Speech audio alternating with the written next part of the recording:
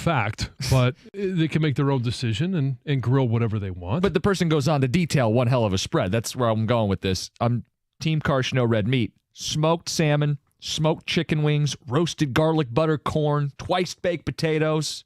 There's a little dill sour cream salad on the table too.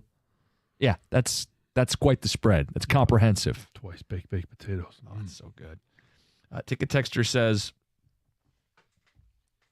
I'm a traditionalist. It's Todd in the car just doing burgers and dogs today. And Jeff and Shelby says, walleye foil pouch. Oh. Says California medley vegetables, butter, lemon pepper seasoning, and that foil pouch on the grill, roasted potatoes on the side. Little pat of butter in there. Oh, yeah. Another one says pork shoulder. Said I had last night. It was amazing. Nick in Sterling Heights. Mm-hmm. Pulled pork. With the Yacht Rock, Paul Sarah asked, what is it? You have Google. We both have looked up some of this, but people are saying basically any soft rock from 76 to 84. Does that seem to be what you're finding, Paul? Well, I Googled it, and Steely Dan was on the list, so I got that somehow. Yeah, I'm seeing Journey, Hall & Oates, Kenny Loggins, you name it. Yeah, a lot of Toto on there. Yeah, Toto's on there. A little Rosanna. Yeah. Africa. Yeah. So there's your Yacht Rock. This ticket texter says, hopefully your Yacht Rock song isn't the wreck of the Edmund Fitzgerald. I think the only person who would have that playing today at their barbecue is Jim Harbaugh. Doesn't he love that song? He has talked about that before. He's the only one. It's just booming out of his sound system as he sits there and grills today. So we'll keep collecting those. John, DeAndre Hopkins was released by the Cardinals on Friday. You haven't talked about it yet because it broke after Friday's show. I have talked about it a little bit, but I want to know where you stand on the possibility of the Lions pursuing DeAndre Hopkins. I think they certainly need to pursue it. They need to, as we like to say, make the call. Mm-hmm. And if it leads to, hey, you think he's going to be healthy enough, you think he's going to be a guy that can add to this offense, which I believe he would, then you make an offer. Now, it all comes down to the offer. And we always use it needs to be reasonable. But what does reasonable mean? You don't want to break the bank for a guy that's 31 years old, entering his 11th season in the NFL. He's been a guy that has been very reliable throughout the course of his career. Now, in 2021, he missed, 6 games. Last year, he missed a few games. Some of that was due to a PED suspension. Yep, 6 games. 2 games at the end of the year where, they're out of it. Were they holding him out to protect their investment, not necessarily knowing that they were going to release him at this point? Kyler Murray was no longer on the field.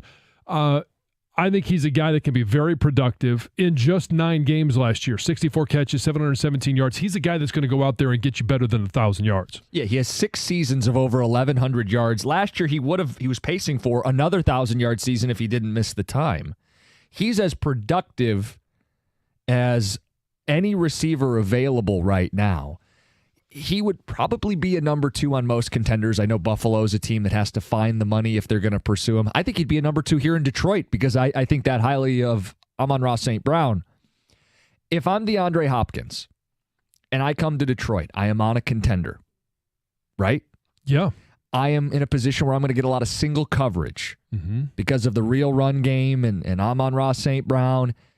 And I got Ben Johnson scheming me into one-on-ones. I don't know if I'm getting the same targets that I would in another situation, but I know I'm going to get favorable matchups and I'm going to shine. I think Hopkins would shine in this offense. And for a guy at 31 years old, if they can get him relatively short term, John, they check a lot of boxes. Most teams got to find the money. The Lions have the money. Mm-hmm. If the Lions are going to be a playoff team this year, don't you want to give Jared Goff an extra weapon in a playoff game? He doesn't have these big signature playoff games. If you're going to go toe-to-toe with some of the teams in the NFC, if you're going to open the season at Kansas City without J-Mo, don't you want DeAndre Hopkins on this football team? It sure would help. You're going to have 6 games without J-Mo. Yep. And then you're going to have to work J-Mo in. So what is it, week 8, week 9 before J-Mo's up to speed? You'd love for him to be able to hit the ground running, but we saw what happened last year. 1 catch in the 7 games that he was available. Mm-hmm. Okay, he's not going to go from 1 catch to 80 catches. Correct. It's just not going to happen. So you've got a guy in DeAndre Hopkins that can go out there and be that guy for you in J-Mo's stead and then continue, and maybe you sign him to whether it's a 3-year deal, 2-year deal, functionally, it's probably going to be a 2-year deal. Now you've given Jared Goff in the final 2 years of his contract every single opportunity to go out there and show that he can be a successful, winning quarterback, not just in the regular season, but in the postseason as well. I think the Lions are built for the long haul the way they're building this thing in the trenches, but there are also little mini windows within that where you're 2 years out from a Jared Goff extension, you're 2 years out from a Penei Sewell extension and an Aiden Hutchinson extension. So in that 2-year little vacuum, you got $25 million squirreled away in the piggy bank. If it's not Hopkins, okay, but you're going to have to do something this offseason with that space. Otherwise, you're leaving it and unused, and everybody else is using it. So you're playing without the full complement. I think Hopkins fits one of their biggest needs on the team. Their short-term needs, receivers at the top of the list. That and probably interior defensive linemen. Yeah, but there's not a DeAndre Hopkins available for the interior defensive line. Not off the street for free. No, but and maybe you're looking at, Ndamukong Suh. When a training camp closes, you still need a big body in there, one that can, stop the run and occasionally put pressure on quarterbacks. That could be a guy that you go sign, but you've got this rainy day fund. Yep. And hey, that rainy day happened when J-Mo was suspended for the first 6 games. Correct. Ben Johnson is back. He turned down, I don't know if there was head coaching opportunities, but he turned down interviews because he wanted to come back for another year. You've got this really good play caller, and whether it's him, whether it's Dan Campbell, it's irrelevant. You've got an opportunity to go out there with an offense that was very explosive last year. You can add one of the more explosive receivers that became available, especially when the guy that you drafted, number 12 overall last year, is not going to have a chance to step on the field until week 7. And how great would it be if J-Mo's the 3? From week 7 on, he's your number 3 receiver. Now, picture this offense. And give him an example. Right? Well, I think some people are concerned because J-Mo, people think Hopkins is a diva and J-Mo might be a diva. So? I mean, name what's the best receiver in the NFL that doesn't have diva qualities? Right, that most of them are. Yeah. And I think some of that comes with the position. You want the ball, you want targets, you want touches. The Lions are going to spread it around. By the way, so would Buffalo if they added him. They have Stephon Diggs. So would Kansas City. They have Travis Kelce, and they've never featured one receiver exclusively. Like, if Hopkins wants to go somewhere and just catch all the balls, he's going to have to go to a losing team that doesn't have good receivers. Yeah. If he wants to go somewhere, he's willing to make some concessions. The Lions have the money, have the targets. He'll get featured. He'd get one-on-ones. It would make a lot of sense. You have an opportunity right now to make some hay and make some noise in the NFC. 248-539-9797. Sean on a cell. Good morning. You're on 97.1. So the fact that he's now been cut makes it a bit of a no-brainer for me. Would I rather have Ed Oliver or Quinnen Williams? Absolutely. I think that's a position of bigger need for us. However, the draft capital we got to get up there is going to be staggering, right? So the fact that we can just go sign this guy now, and I hear about all the headache in the locker room talk, but when you didn't give up any draft capital, if you have to cut him because he's a headache and all you have to worry about is a bit of a cap hit down the road, I'm fine with that. It's a lot better than giving up draft picks and then having to cut somebody, right? So, but I just think that when you're trotting out, if we can put out there Hopkins, J-Mo, Amon, Reynolds, that's a whole different group than we've had out there the last couple of years, and I just think it makes us extremely dangerous, and the guy could explode. Hopkins could in this offense. Yeah, I mean, a couple years ago, this receiver room was arguably the worst in football, and now they would be set up in 3 receiver sets to play St. Brown in the slot, J-Mo out wide on one side, taking the top off the defense, Hopkins working the other outside where he can run the full route tree in single-up coverage. You've got Laporta at tight end, and then you're going to have either Montgomery or Gibbs in the backfield, and that's just out of 11 personnel. You can run 4 receivers. You can split Gibbs out. You can run 2 tailbacks. They're probably going to run a couple 2 tight end packages. Like, they're going to have flexibility. But if you don't have someone on the outside who can win one-on-one, you are missing an ingredient on this football team. And I think right now, today, that's still a need. I like Marvin Jones. He was number 4 in Jacksonville last year. You're looking to be better than Jacksonville. You're looking to be a team that gets in the playoffs and wins some playoff games. I think they should look Hopkins' way. And we talk about culture. We talk about what's the environment like in the locker room. At some point, you're going to have to add guys that, may be divas. Like, they didn't want to add Jalen Carter in the draft. All right, we'll see how that plays out. But you can't have a team full of choir boys. There are really good players that are, do everything by the rules. But I really believe in the NFL, you're going to have some outliers, some guys that are working on the fringe. And is DeAndre Hopkins a guy that can work on the fringe that, maybe they're a little bit of a diva. Maybe they're a huge diva. Mm-hmm. But if you can go out there and put up numbers, score touchdowns, get you first downs, at some point, the culture has to be able to support that. Well, and there's a big difference. Jalen Carter, there were questions about work ethic.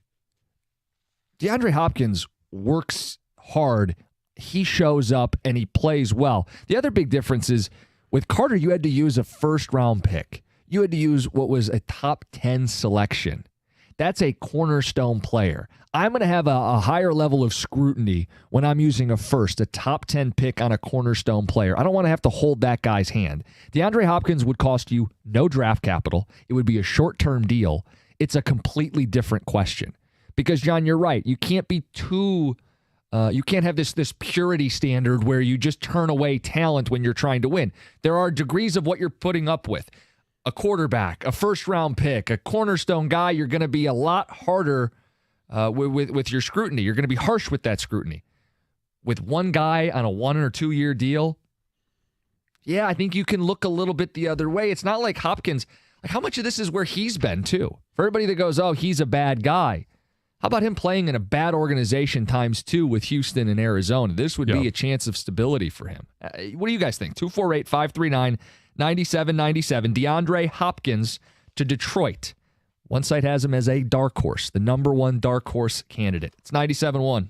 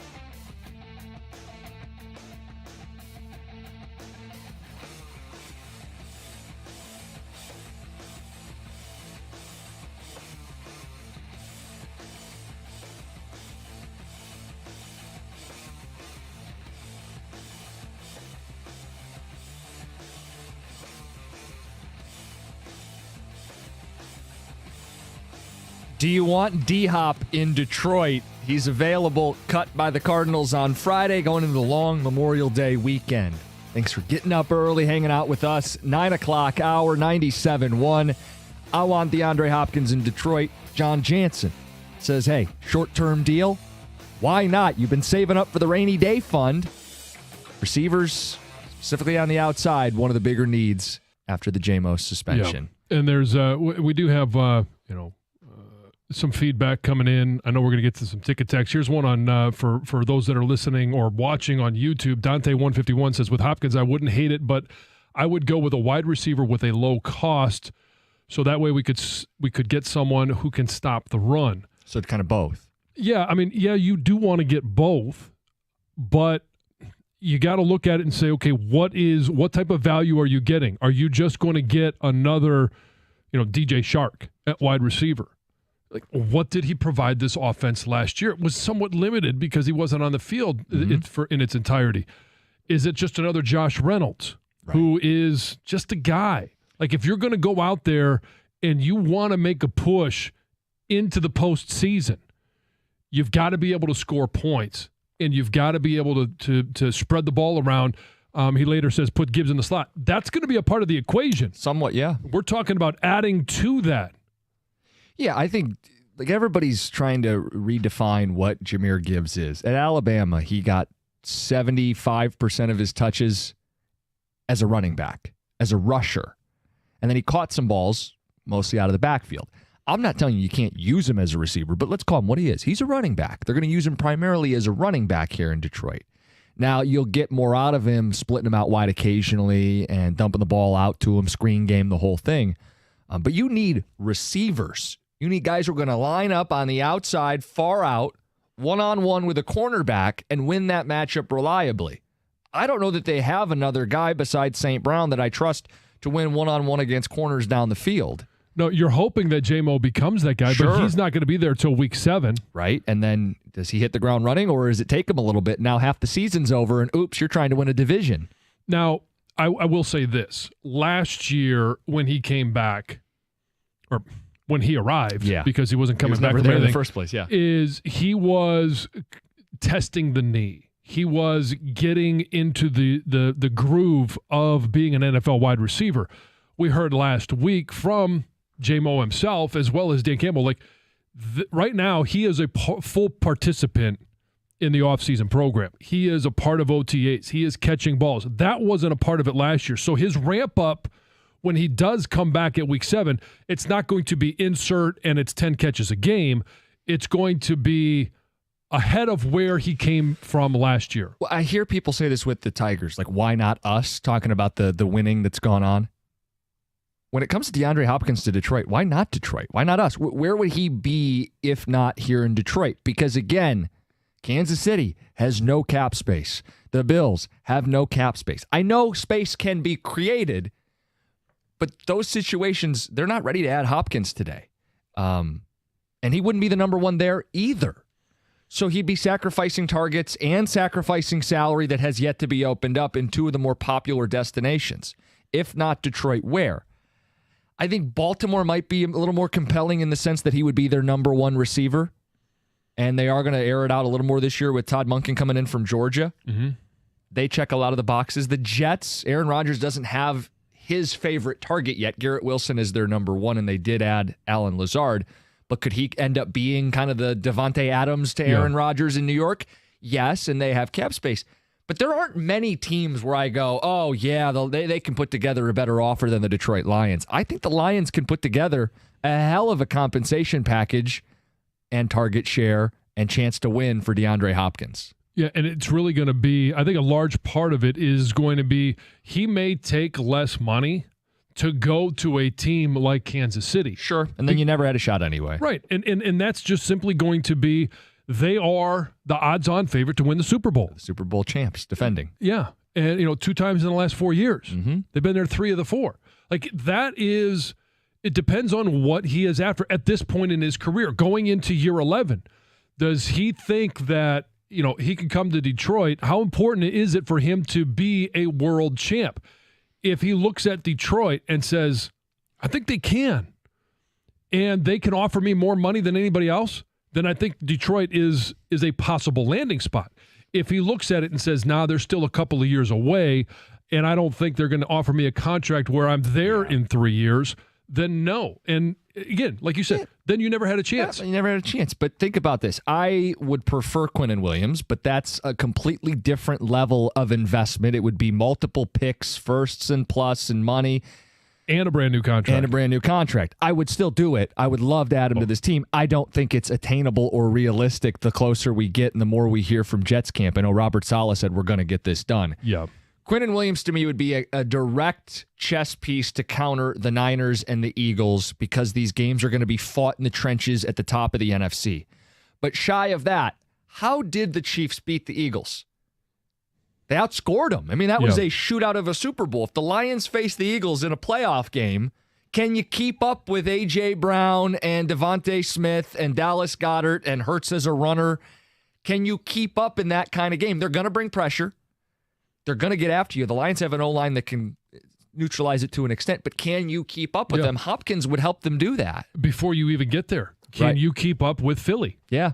I mean, they've added some pieces to their offense, and you're going to have to be able to do that in the NFC playoffs. And then obviously when you get to the Super Bowl, whichever team comes out of the AFC, they're going to be a team that can light it up. You're right. I mean, if it's not Kansas City, who's the favorite, I think the Bengals are poised for a big year. They added Orlando Brown. They're going to sling the ball around, hopefully get a little more time for Burrow.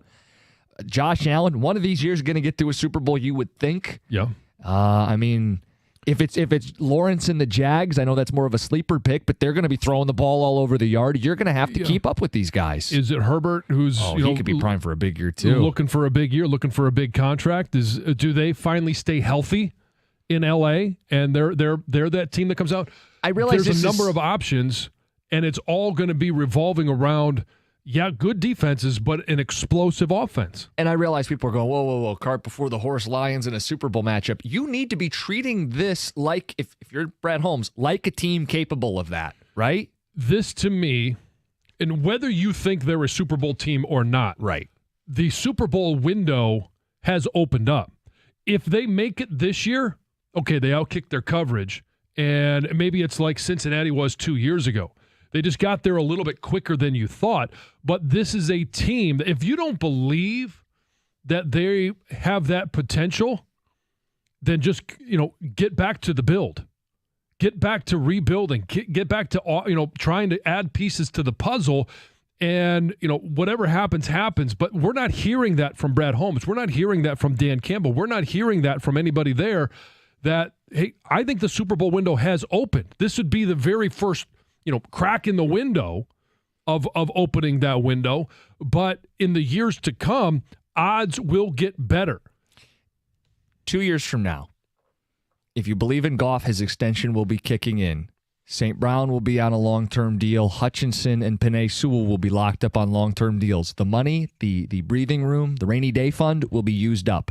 But in the meantime, in the 2 years leading up to that, they have a chance to bolster this roster. Hopkins would be one way to do it. 248-539-9797. Mention the Tigers. We've, included them in just about every hour today on Memorial Day. They are playing today for first place in the AL Central. At 950, the betting odds do not add up to me. I will offer you a question from the Bank of Costa. Coming up next, we got a Game 7 tonight. Time to pass judgment. It's 97.1.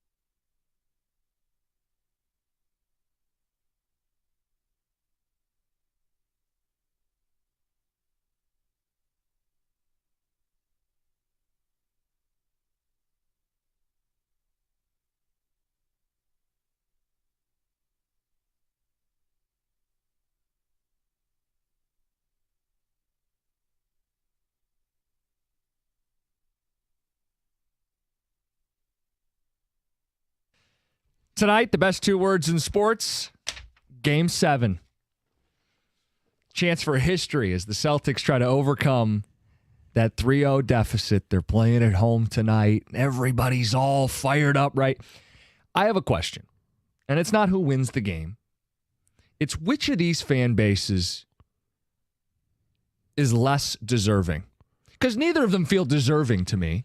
Boston has been spoiled. They're obnoxious. They're loud. They have 12 world championships since 2000. They've already had a team come back down 3-0.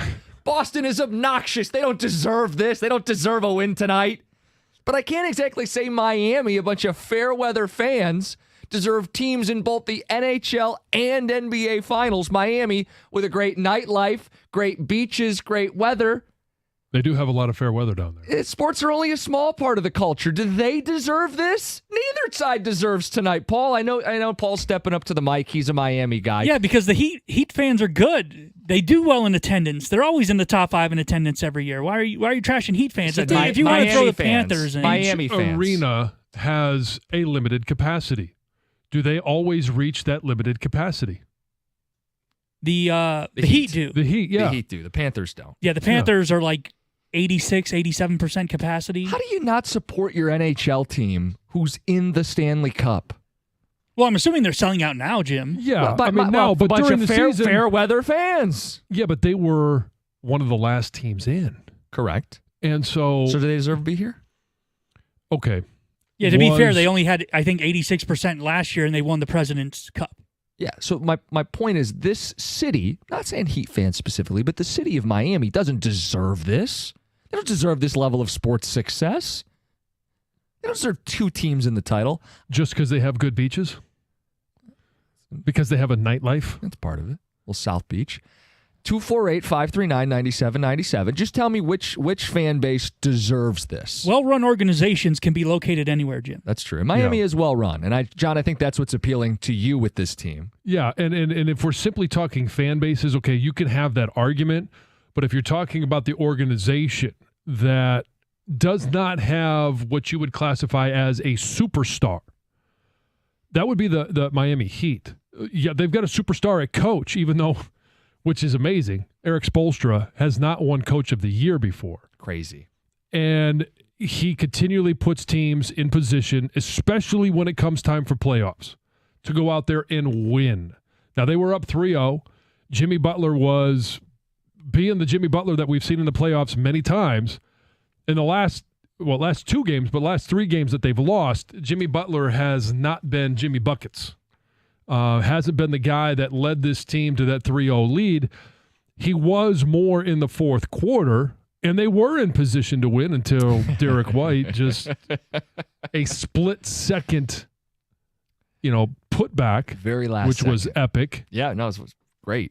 Do you think that broke Miami? Like, do you think this thing is effectively over now? It's swung too far the other way. You lose a 3-0 lead, and each loss that you take after that, it chips away a little bit at your confidence. And then you think you've got 1-1, and you're a tip away from going to the NBA Finals. I think this is where I think Eric Spoelstra is really going to have to show that he is the best coach in the NBA of not just X's and O's, going out there and scoring points, but in dealing with the psychology of this team. You are up 3-0. Now it's tied. You're going to Game 7. You could be the first team in NBA history to give up that 3-0 lead. Plus, it was right there. You were up 103-102. And then with 3 seconds left on the clock, there's a tip in and you lose. Yeah, if they box out, they win the game and they move on.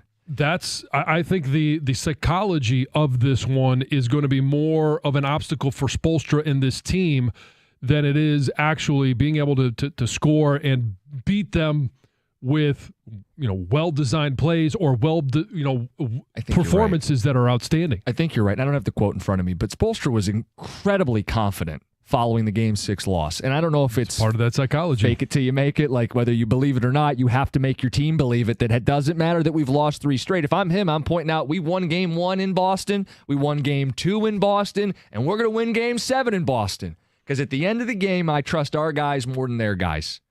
Miami is a better team closing games out because of the fact that, John, maybe they're not the most talented team in the world, but they've had to play together as a team. They're very great out of timeouts. Spoelstra's play calls, Jimmy Butler, you trust the guy with the ball at the end. With Boston, that's been an issue for them for years, including this year. If they didn't face a Sixers team known for choking in the playoffs, would they even be here? I mean, I don't know. It's in Boston. They're 7-point favorites. Vegas has been backing them the whole way. I don't think it's over. I don't think that Miami's going to tuck tail and get throttled tonight. Well, the line's 7. That's fairly large for an NBA Game 7 between two teams like this. It's in Boston. I would have anticipated waking up this morning or yesterday when the lines were set that it was going to be 2.5, 3.5, 3. Yeah. 7. And Miami's been favored one time, I think, in the entire series, and it's 3-3 going to Game 7. Yeah, they were only favored in Game 4 when they were already up 3-0 in the series. And it was in Miami. Yeah. And they lost. Anyway, so the question was, which of these fan bases is less deserving, the obnoxious Boston fans or the fair weather Miami fans? Paul, I know the Heat sell out. I know they love the Heat. 248-539-9797. Texter says, Cookie sounds jealous because Miami has had more recent success as a city than Detroit. There's some truth to that. Sure. Why wouldn't I be jealous of a city that's about to put 2 8 seeds in the finals? Well, let me see if I can help you with this, because I look at the Miami Heat, and I just mentioned that there's really, yes, Jimmy Butler, you got Bam Adebayo, but there's no, bona fide superstar. Jimmy Butler plays great in the playoffs. I don't think there's anybody in the NBA, maybe one or two guys, where I would want to have on my roster more than Jimmy Butler because of the way that he produces. But could Cade Cunningham be our Jimmy Butler? Could Jalen Ivey be our Jimmy Butler? Mm-hmm. Could Jalen Duren be our Bam Adebayo? Yeah, I see it. I mean, it's going to take some development, but he was 19 years old this year. It's a stretch, but it's not like unrealistic. So you're looking at it going, the Pistons, even though they don't have a bona fide superstar and they're going to be picking fifth, they're not going to be, getting Victor Wembanyama. No, that's the story, right? Is the Denver Nuggets did this without a top 5 pick. Yeah. I mean, Jokic was drafted during a Taco Bell commercial in the second round. I mean, the idea here is both Miami and Denver offer you a path, despite the fact that you didn't get the bounce you wanted in the lottery. So you got to be cheering for Miami. I think you should be. That, by the way, is my answer. I don't want to see Boston. They're way more obnoxious. Yeah. And Paul, the fact I'll take your Miami teams. You've already got that 3-0 comeback over the Yankees. And it didn't really hurt that much at that time. That time it was cool. It was against the Yankees. And there was this the lesser of two evils. Well, and there's this idea. Boston was a city that hadn't won a World Series in 86 years. They were the underdog. People like rooting for the underdog. Mm-hmm. Boston is no longer an underdog sports city. They're the opposite. But that's one of the things, like when you're comparing the Pistons to the Heat, John, they really need a coach that's really good in player development. Because that's the one thing under Casey. He's a really great guy, but you didn't see a lot of player development. You didn't see guys come in and get better. Like you see with the Heat and with Spoelstra, like Caleb Martin, an undrafted guy that's bounced around in the league, and now all of a sudden he's putting up 18 points a game and guarding Jason Tatum in the Eastern Conference Finals. Like, what is he even doing here? But he gets better. Every year he's getting better than he was the year before. So is the answer to hire Miami's lead assistant, Chris Quinn? I mean, the Pistons coaching search has stalled out. Might be available sooner rather than later. That might be the answer that's... But as we found, you might be able to offer a boatload of money, and they still might not take it. Monty Williams decided that, hey, I don't want to go to Detroit. Yeah, you didn't win the lottery. Sorry. Call me next time. That's where they are. All right, so if you want to weigh in on it, Game 7 tonight, Heat, Celtics, which fan base is less deserving? Because one of them is going to win. One of them is going to play for a championship. Coming up next, the Tigers, a game back of first place. They play today against the Texas Rangers, 110 on 97.1. How about this? The betting odds to win the AL Central. I don't get it. It doesn't add up. It's 97.1. Hey, I want to tell you, when I have questions about my finances, I always turn to First Merchants Bank. I know that their attentive local bankers are 100% interested in listening to my situation and in helping me find the answers that I need. Now listen to the trend as I continue to read this. First Merchants doesn't provide cookie-cutter solutions or check-off boxes when it comes to my financial advice. They take the time to learn about me, my life, and my personal financial goals, and they work with me to build a plan that fits my situation. And you can see I used a lot of I, a lot of me, and a lot of my. They want to know what is going to be best for you. They ask you the questions, and then they come with answers for what is best with you, because First Merchants Bank really cares. They see me as a person and not just as a number, and they do all they can to help their customers and their communities succeed. And I know that you can count on it, since First Merchants is staffed by local bankers who know and are passionate about the needs of the local community, because they know it's their community as well, and we all have to work together to help it prosper. Get started on your personalized financial solution today. You can visit them and learn more at firstmerchants.com. That's firstmerchants.com, member FDIC.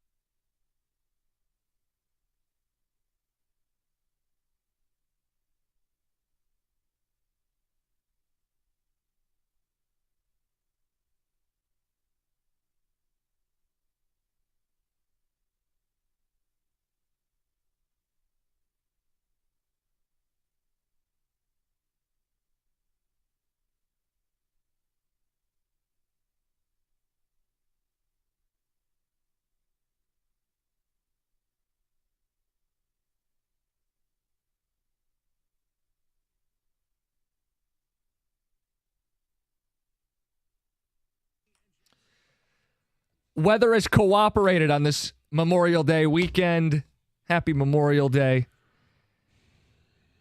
If you're going to the Tiger game at 1:10, you can join in with Jim Costa. Make sure you photobomb from behind or stand there and tweet out or hit the Instagram with him and his wife standing in line to get their Riley Green jerseys so that they can post, hey, if the season were to end right now, the Tigers be a playoff team. I called my shot 3 weeks ago. I said first place by Memorial Day.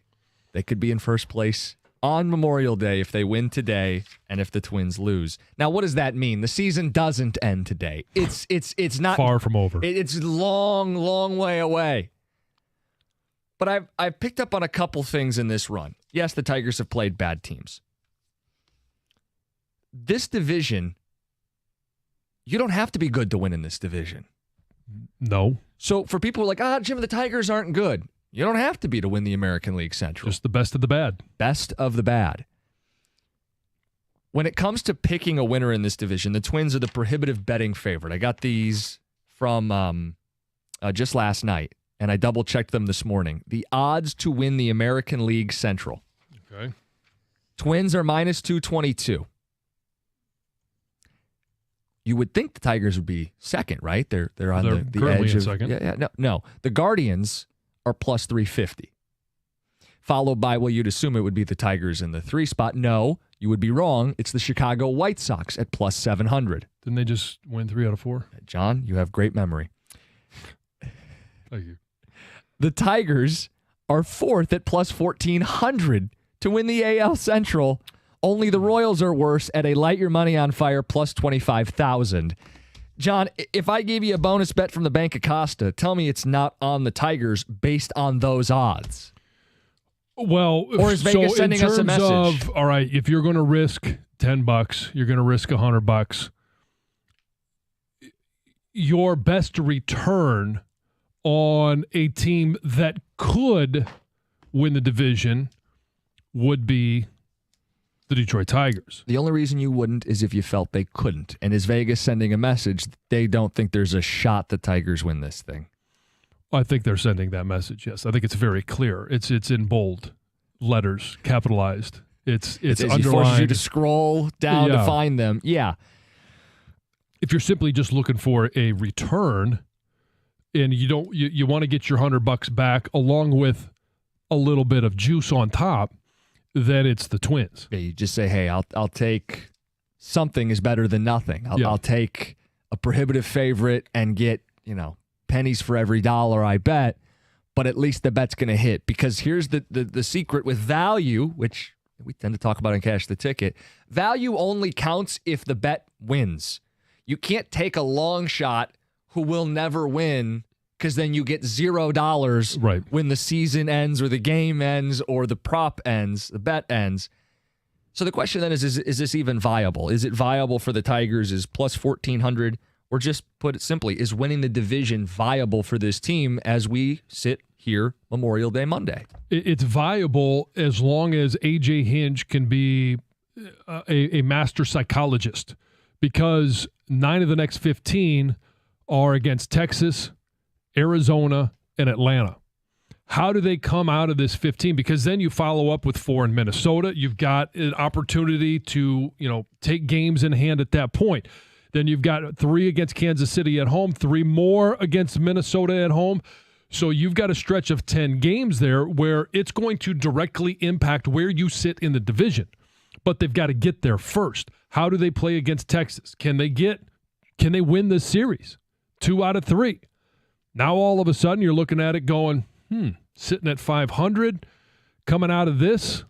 All right, I could see how you could start, looking at that. I think the odds will probably shift a little bit, not monumental, but then you're on the road to the Sox, you're on the road to Philly. How do they play on the road? How do they play in division again against Chicago?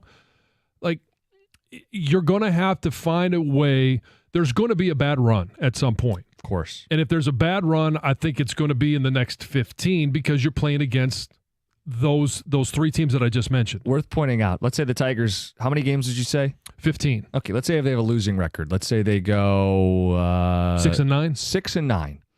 the Twins are playing a tough schedule too. Right. If the Twins are 6-9 or worse, Tigers actually make up ground. And if the Twins are a 7-10 team, you only lose a game in that stretch. And then you got 7 against them at the end of June. Right, and that's going to be as big as anything. By the way, the lineup is out today. Zach McKinstry in that leadoff spot. I love seeing that. As he should be. Love seeing that. Torque's going to be the DH. Andy Ibanez playing first. Some interesting wrinkles. Matthew Boyd on the hill. I want to ask Gator that question. Gator, I said if I gave you a free bet from the Bank of Costa. Oh, nice. To bet on the winner of the AL Central at the current odds. Here are the odds. Tell me what the bet is. Oh, it's the Tigers. Without Right? question. Plus 1,400. Yeah, I can put $100 down and win 1,400 if they win the Central. Right. And we're missing something? Is that Vegas telling us this is all phony, all fake? Or are they just not hip to what's going on here in Detroit? Yep. Because that feels too easy, Yeah, right? well, They're a it game seems- back. I think it's crazy. I've said for the last couple of weeks now, there isn't a whole lot of difference between the top 4 teams in the American League Central. They're just, Kansas City's the 5th team, and they're obviously nowhere close. Sure. But the other 4 teams, you can make a case for them. The White Sox are always interesting to me because they have all this talent. They've always had talent, yet they've never been able to put it together. I shouldn't say never, but they rarely put it together. Cleveland is a team that's just it's a well-managed machine there, and they seem to get the most out of it. It's kind of like what the Tigers are doing. Very similar. And Minnesota they trip over themselves all the time, but sometimes they still trip enough to win the Fall division. forward. But when you're relying on guys that are perpetually hurt to produce for you, like Minnesota does, it's not a recipe for success, and yet they've been successful enough. There's no question the Twins are, I think, still at this point, probably the best team in the division, but there's not much separation with the next 3 teams. I think so. Mm-mm. How was the weekend for you? It was good. Weather fantastic. Oh, it's unbelievable. Love that. That's just great, and great to be outside for the most part of it. And it was a little party, little soiree yesterday, but I had to keep the genie in the bottle. Oh, boy. Yep, Okay, because you had to come in you're in today. today. Yeah. Kind of sucks when it's like 9:30. I'm like, okay, got to go. Power down. Yeah. Especially when the weather, we've had some nice weather days this spring, but to be able to string a holiday weekend together where there's 3 days, even though we're in this morning, you're in, midday, you're looking at it going, it's a holiday, right? I have one more. Well, I made one of the things I love about Memorial Day and 4th of July, that are these, weekends where we're proud to be Americans and all that, is in any kind of party I go to, frankly, when in the summertime, when the sun's out and it's nice out, I like to make cocktails. Yeah. And I made a drink last night in large form. I had like this big 120-ounce jug that I could just put stuff into it. And I did. And first time I'd ever made it, I was I was a little concerned maybe it wasn't going to be good enough, and it was actually quite delicious. What was That's in it? very pleased with yourself. I was very pleased with myself. You going to share the recipe? I will share the recipe, but I'm going to share it at 10:05. Oh, this guy. All right, he's going to make us listen. That's- Gators in today, Memorial I Day. learned from the master. It's 97-1.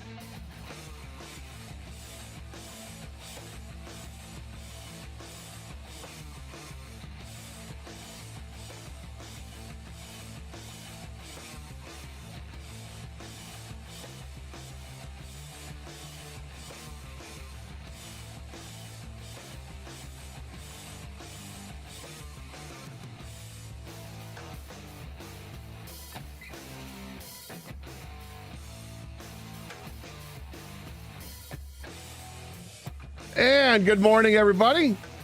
Happy Memorial Day to everybody. It seems kind of, I would say this, it seems kind of oxymoronic to say Happy Memorial Day because of what Memorial Day is, but I really do believe in that. I've always thought this when we think about those that we've lost, that when you think about them in the best light possible. You celebrate the life that they lived, and that's why, even though it seems kind of weird to say Happy Memorial Day, no, Happy Memorial Day. Happy Memorial Day. And as we do all the time in the Karsch Anderson program, when it comes to Memorial Day or Veterans Day, is we'd like to offer the opportunity to our listeners out there to give a shout out to those who made the ultimate sacrifice this being Memorial Day. Brag about somebody that you know and lost, and what was it about them? Did they when it comes to sports, as we like to bring it back to sports, and what did they love about sports? Who was their sports hero? What was the team they rooted for? Who were they a diehard fan of? Were there any brushes with sports celebrity that they had over the years? How did they influence how you feel about sports? Maybe they were a coach, just a supporter of yours, and encourage all the time, whether it was a sibling, family member, good friend, whatever. This is, we like to celebrate those moments and celebrate those people. And today seems like a great day to do that on Memorial Day. So if you like, we'll sprinkle those throughout the show. We got Tiger baseball coming up today, and we'll break for that coverage around 12:45. In the meantime, we'll talk to you. 248-539-9797 is the telephone number. Scott the Gator Anderson with you here today, and that number is good for texting as well. Doug will be back on tomorrow's show, but very much look forward to talking to you folks. There is an awful lot to talk about with what happened over the weekend. We got a big Game 7 tonight. Got to give a big Game 6 tonight in the NHL. But the Game 7, of course, is the NBA finals or conference finals. An awful lot to talk about and to unpack. Last Friday on the show, that's when news broke that Arizona had released DeAndre Hopkins, the fantastic wide receiver, and that got everybody thinking, does it make sense for the Detroit Lions to kick tires on DeAndre Hopkins? We'll get into that as well. So much to get into. The Indy 500 was yesterday. We got the Detroit Grand Prix coming up this week. A road race, that's fun. And, of course, we've got the Tigers to get to as well, taking 3 out of 4 against the White Sox. Going to extra innings to get it done yesterday after losing the lead later in the game, but they came back and win it, and that's what the Tigers have been able to do. They've been pretty resilient as a team, and it's been a lot of fun watching the Tigers so far this year, and we'll have some questions about that. But I did want to ask about about this weekend, and I mentioned that I created a new cocktail, and this is kind of what I do. I usually like to make cocktails with tequila. I've done it with gin or different flavored vodkas or whatever, and you find your mixer and you go for it, and hey, there's a combination. And this is nothing new. I remember reading years ago a recipe for a white sangria. And sangria is a wine cocktail. Basically, it's wine and fruit, and you kind of let it marinate for a while, and then you serve it. But I had a couple of these big bottles of white wine in my refrigerator for years. I had these probably for close to 10 years. I remember buying them for a party and then nobody drinking the wine at the party, which at the time is not a shock because at that time most of us were beer drinkers. But yeah, so I had these bottles of white wine. I thought, why not try something now? Let me crack one open, see if the wine is good or not. And it was, because it had been refrigerated the whole time, and it's white wine, so you can do that with it. And I ended up pouring that into a big 120-ounce container. And then I chopped up and juiced some oranges, some lemons, and some limes. And then I chopped up a couple of very small, I don't know what kind of pears they were. They weren't the normal pears I've had. Almost looked like nectarines. Cut those up. And then I added a bunch of ice. And I remember reading this recipe years ago, and it stuck in my head. There was something about brandy. So I had some brandy in the house and poured, I don't know, a handful of shots of brandy in there, and then topped it off with some Sprite to give it a little effervescence, maybe 12 ounce can worth. And, again, threw a bunch of ice in there, too, so the ice could melt and mellow it out a little bit. And it was sensational. It was really good. I had no idea how it was going to be when it all came together, because all I did was try the wine first. But I'm proud of myself, patting myself on the back. And if you're watching this on Twitch, twitch.tv, you can live stream the show. Search for 971 The Ticket. Or you can stream it live through YouTube. We're streaming live on YouTube as well. So hello to all of Stub Nation out there that's watching. And, of course, you have the Odyssey app, AUDACY. That's the app that you can stream us in your car or on your device, wherever you're at, any time of the day. So, yeah, it ended up being great. And it's not I'm not a wine drinker at all. But this is the way I would drink it. And I was describing it as I was sipping it and sharing with my friends. I said it takes me back to the first time I had a wine cooler. Although it wasn't as sweet, which was great because you don't want it to be that sweet. There was a nice balance to it. So it wasn't too sweet. The fruit juice, the wine, the Sprite, the brandy, the ice definitely helped to mellow it out. And it was quite delicious. But this isn't about me. This is about everybody else. Did you try something out this weekend? Try out a new cocktail, a new beverage? Did you make something new? Food-wise, same thing goes there. Did you grill something different? Are you planning to grill something today? Because today being Memorial Day, the weekend is the weekend, with parties over the weekend. But today seems like a day where you have family and friends kind of hang out during the day.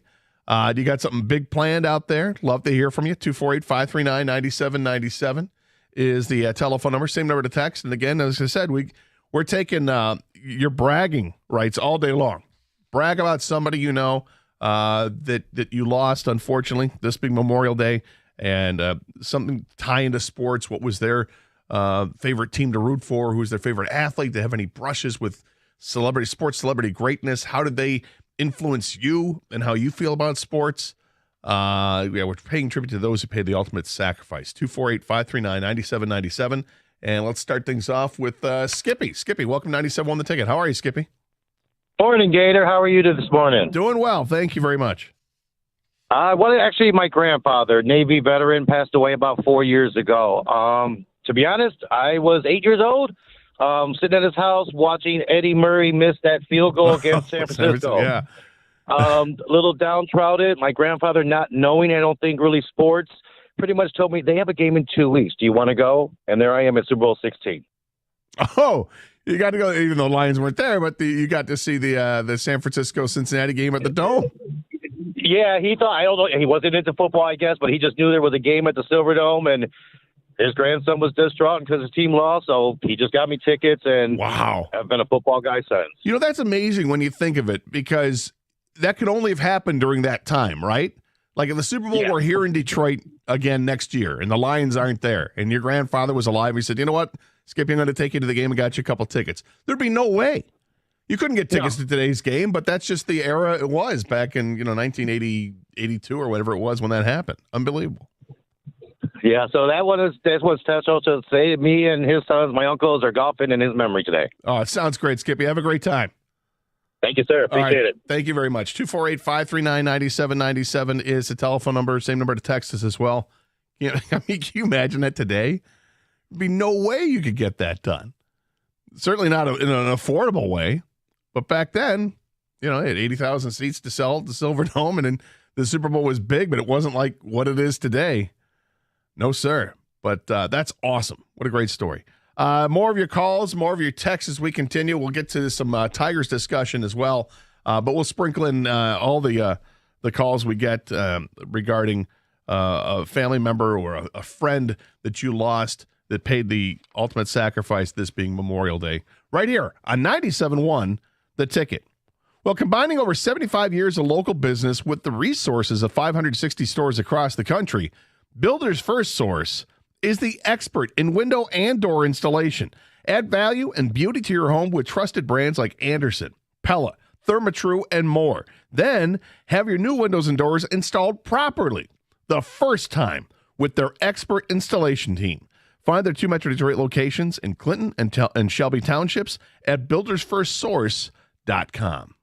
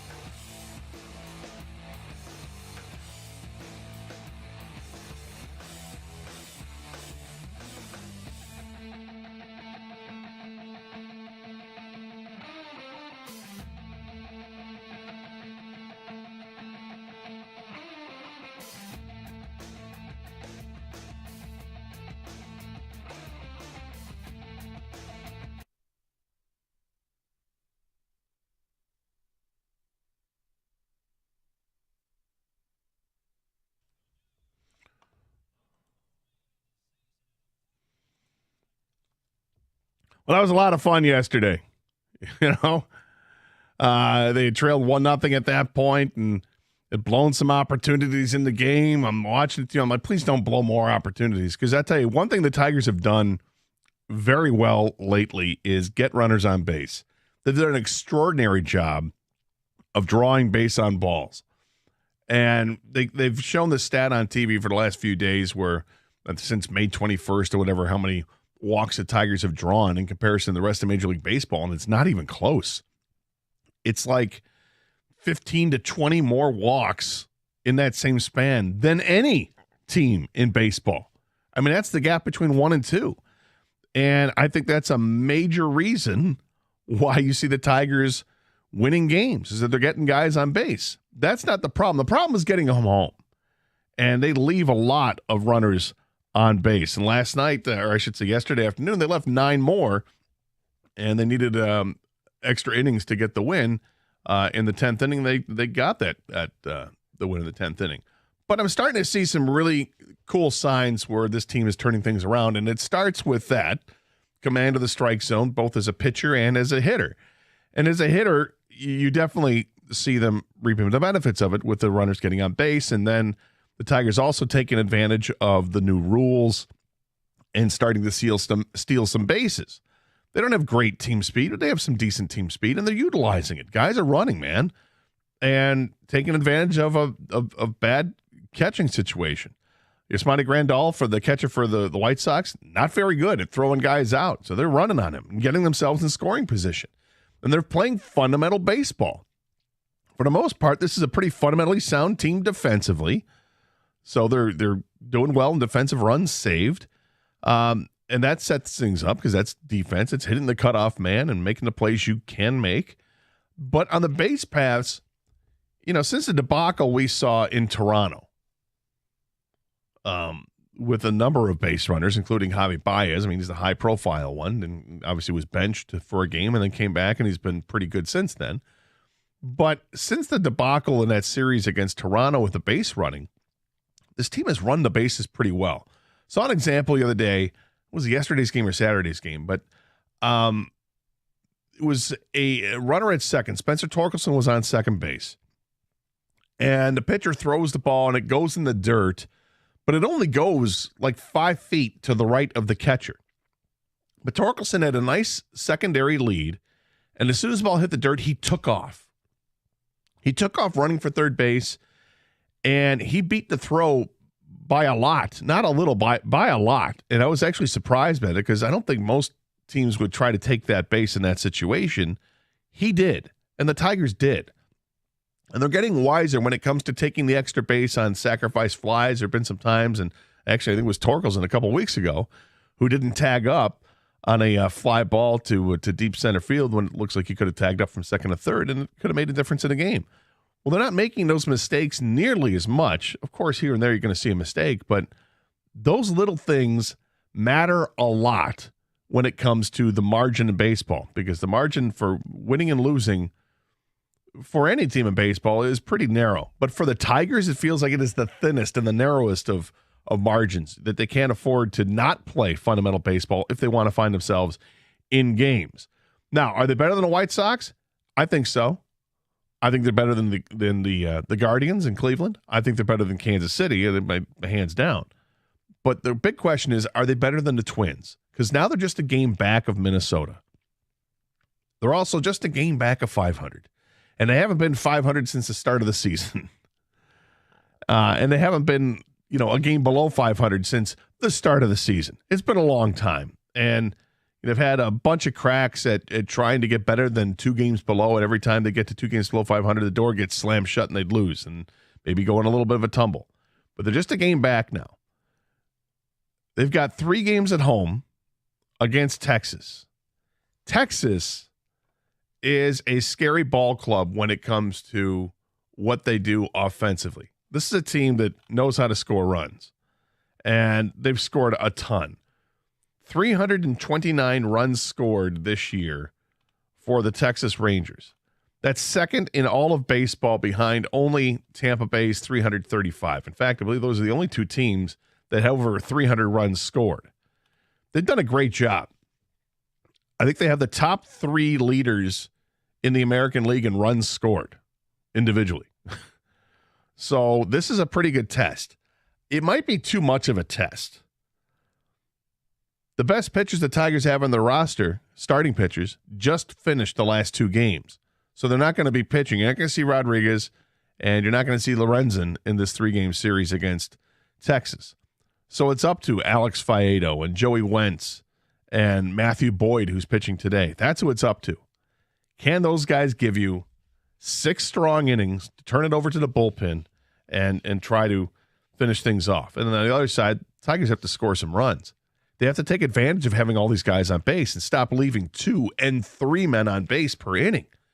When you see it, it's frustrating that they're not getting them across the board. Look, they're winning, which is great. But it's again, by narrow margins. All it takes is one guy to come up with a clutch hit. Akil Baddoo did it yesterday with a monster hit. Riley Green had a triple in yesterday's game, albeit probably misplayed a little bit, but who cares? You'll take it. But they're getting some great contributions from those players. 248-539-9797 is the telephone number. You want to talk about the Tigers and how you feel about where they're at in this division? Do you really think that they're going to be challenging a month from now for this Central Division? Because they're sure as hell challenging right now at just a game back of Minnesota. They're absolutely challenging. They got a game this afternoon against the Texas Rangers. This is a big series against a first-place team. You want yardsticks, you want barometers, whatever you want to say, however you're measuring it. This is a series that's going to tell us a lot, perhaps, about how this Tiger team is, because they look like they're outgunned, and the fact that the top 2 starting pitchers aren't going to be pitching in this series puts them up in a corner. How will they react? 248-539-9797, the telephone number. We're also taking your calls if you want to brag about somebody who paid the ultimate sacrifice here on Memorial Day and how they influenced you in sports or who their heroes were in sports.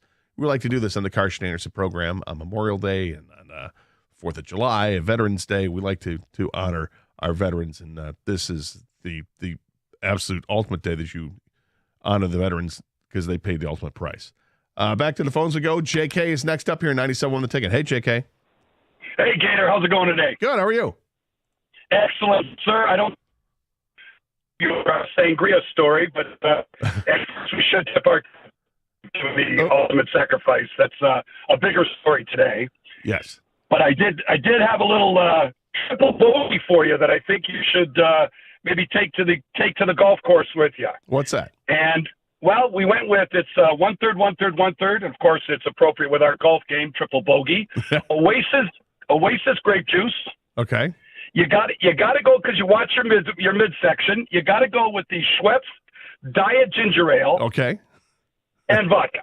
Okay. Ginger ale, grape juice, and vodka? Oh, yeah, baby. It tastes just like a grape freezy, but you get the benefit of the vodka along with it. Wow, interesting. I've never thought of putting grape juice and ginger ale together. Buddy, it gives you that little fizz, and it's the thirst relief.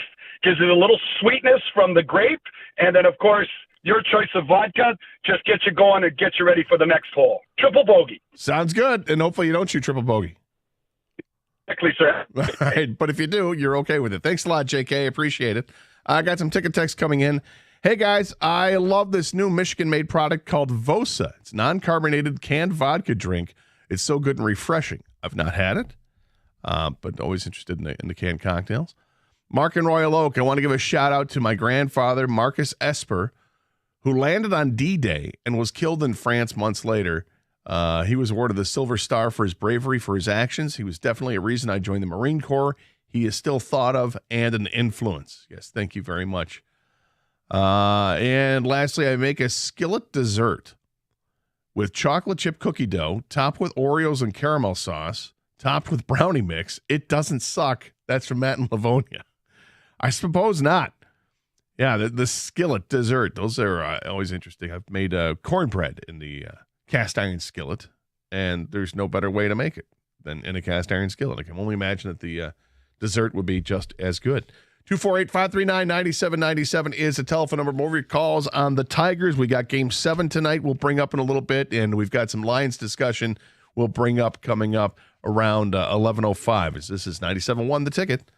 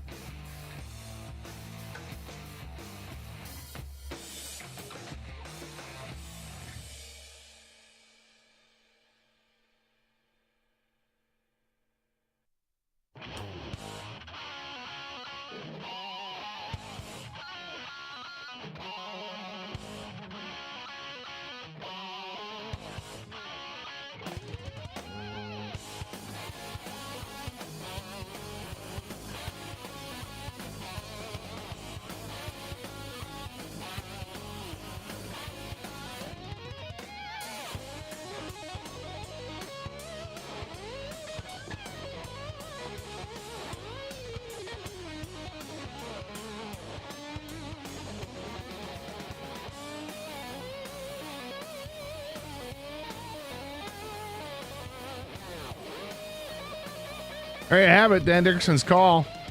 I'm in the 10th inning. Tigers with the win. And this is kind of, it's really, this is putting us in a place where we really haven't been since 2016, I think, is the Tigers contending. It's not, I mean, as far as the season's concerned, obviously they're still below 500, just a game below, though, at 25-26. I think if you're honest with yourself and you asked, hey, what do I suppose the record would be after 51 games? If you're honest with yourself, I don't think you'd say anywhere near 500. I thought it would be through 40 games. I thought it'd be pretty impressive if they won 15. If they went 15-25. Because the schedule just looked like it was tough. And then the beginning of the next 40 games, the schedule eased up quite a bit. But now they're going to get through the another tough part of the schedule is they're going to play a bunch of teams that are in first place. Texas, Atlanta, and Arizona all coming up, but this is going to be difficult. And to do it with, I mean, what's the rotation? Eduardo Rodriguez started the season fantastic, then had two awful starts. I shouldn't say awful starts. Two rougher starts. Defense didn't exactly bail him out in either of those, but he wasn't sharp. But he was sharp again yesterday, which was good. But they've had Eduardo Rodriguez, and then the last three starts, Lorenzen's been incredible. But he was perfect through 5 2/3 on Saturday. But beyond those two guys, they really haven't had much. They've had a fantastic bullpen, and they've gotten some timely hitting. But what's been the number one factor for you and why the Tigers are where they're at right now, at 25-26? Is it the bullpen? Is it the mantra that comes from up high with Scott Harris, the general manager? They will have to understand the strike zone. Pitchers have to throw strikes, sometimes to their detriment. I mean, that's what Faedo does. Faedo just throws strikes. He doesn't walk. I think he's got one walk all season. He just throws strikes. And guys are forced to put the ball in play or swing and miss. So either he's getting a strikeout or you're trusting the defense behind you, or he gives up home runs. He gives up a lot of home runs. But if there's solo shots, it's okay. And that he's kind of gotten away with it. But he's only got a few starts under his belt. But the command of the strike zone, I think it starting with the pitchers and then going on to the hitters as well, that's been a huge thing, right? If guys are struggling this year, and they have plenty of players that have struggled already this season, when you look at it, what keeps them on the roster? I mean, you have to ask yourself that sometimes, right? Like, why is Nick Maton still here? Well, I'll tell you why he's still here, because he's getting on base somewhat. I mean, he's not hitting well at .165, but his on-base percentage is 120 points higher than his batting average. It's still below 300. But at least you're getting good at-bats out of him and productive at-bats. He's not going to have a 3-pitch at-bat or a 1-pitch at-bat. He's going to work the count a little bit. But that's where you're asking yourself, what kind of benefit are we getting from seeing Nick Maton still out there?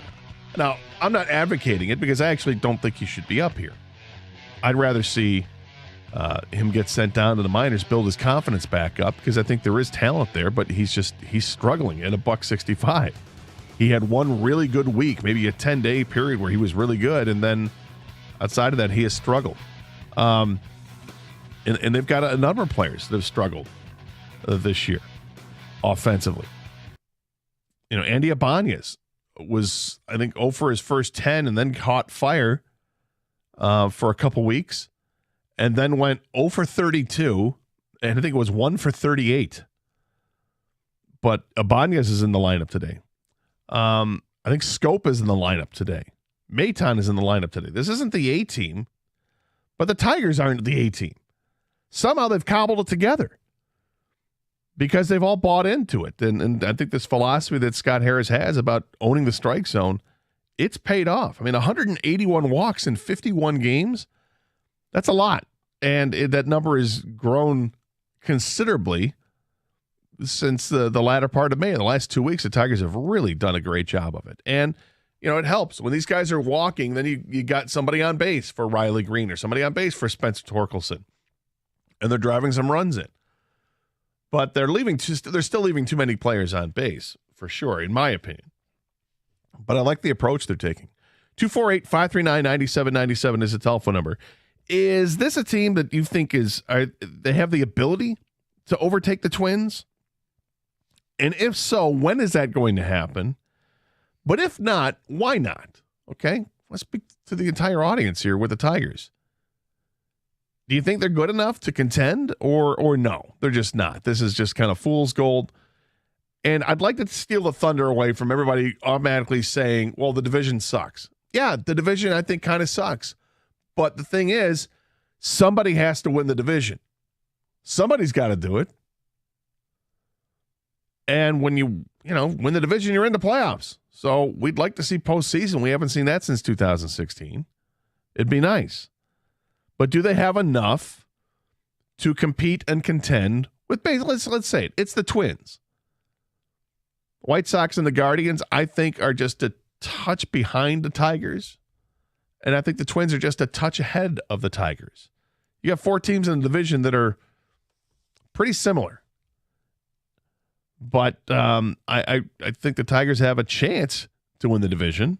I'm not calling for it. I think they have a chance. I think overall the Twins have more talent, but it's a question of can that talent stay healthy enough for them to continue to win games and win series. For the Tigers, I don't know. I keep waiting for this massive correction with the offense and see that they're going to be better. Collective, they're a 664 OPS team, and that's just not very good. That's the on-base percentage plus slugging percentage. It's just not very good. It's like 50 points below the major league average. And we went through it last year. It was a horrible offense last year. But what they're doing differently this year, and what's kept them in the games, is that they understand a strike zone, that they're swinging at strikes. They're not swinging at pitches outside the strike zone. If they're going to strike out, do it while swinging at a pitch that's worth swinging at. And they've done that for the most part. Of course, not all the time, but they've done it for the most part.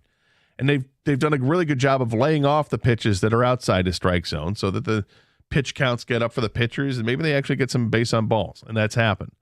That's been a big plus for them. They've taken advantage on the base pass. They're starting to steal some bases. Now, 33 in 51 games is nothing to write home about. It's roughly, 2 out of 3 games they're gonna get that done. But I'll take it right now because that they need to get runners in scoring position, and you can't have runners in scoring position unless you get on base in the first place. And they've been able to do that.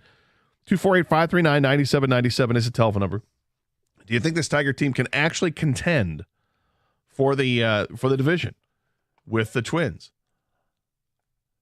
Let's get some ticket texts here. It doesn't matter what year it is. It seems the Rangers are one of the teams that always kicks the Tigers' ass. Screw it. I'm throwing $20 on the Tigers and the over of 8.5. Go Tigers. All right, that's an unnamed texter. You want to throw your money where your mouth is? There you go. Costa had the current odds on the Tigers to win the division, and it was plus 1,400, meaning if you put a $100 bet down, you'd win $1,400 back. And they were 4th in the division with those odds. That only the Royals had worse odds. I thought that was kind of eye-opening. Because here it is, 51 games, and they're a game out of first place. They're a game below 500. And there's, I think, some encouraging news coming. More ticket text coming at 248-539-9797. Hey, guys, love this new, I already mentioned that with the product with Vosa. Anyway, you want to brag about somebody in your family or a friend, somebody who deserves the shout out on Memorial Day, somebody who paid the ultimate sacrifice for our country this week, and brag about somebody that you lost and what was it that they loved about sports, that they passed on to you, their passion for sports. Who was their favorite athlete, their favorite team? How did they influence how you feel about sports? Were they a coach? Were they a mentor? Did they encourage or support you? We don't want to forget those people on Memorial Day, and we'll talk to you next year. 248-539-9797. This is 97.1, The Ticket.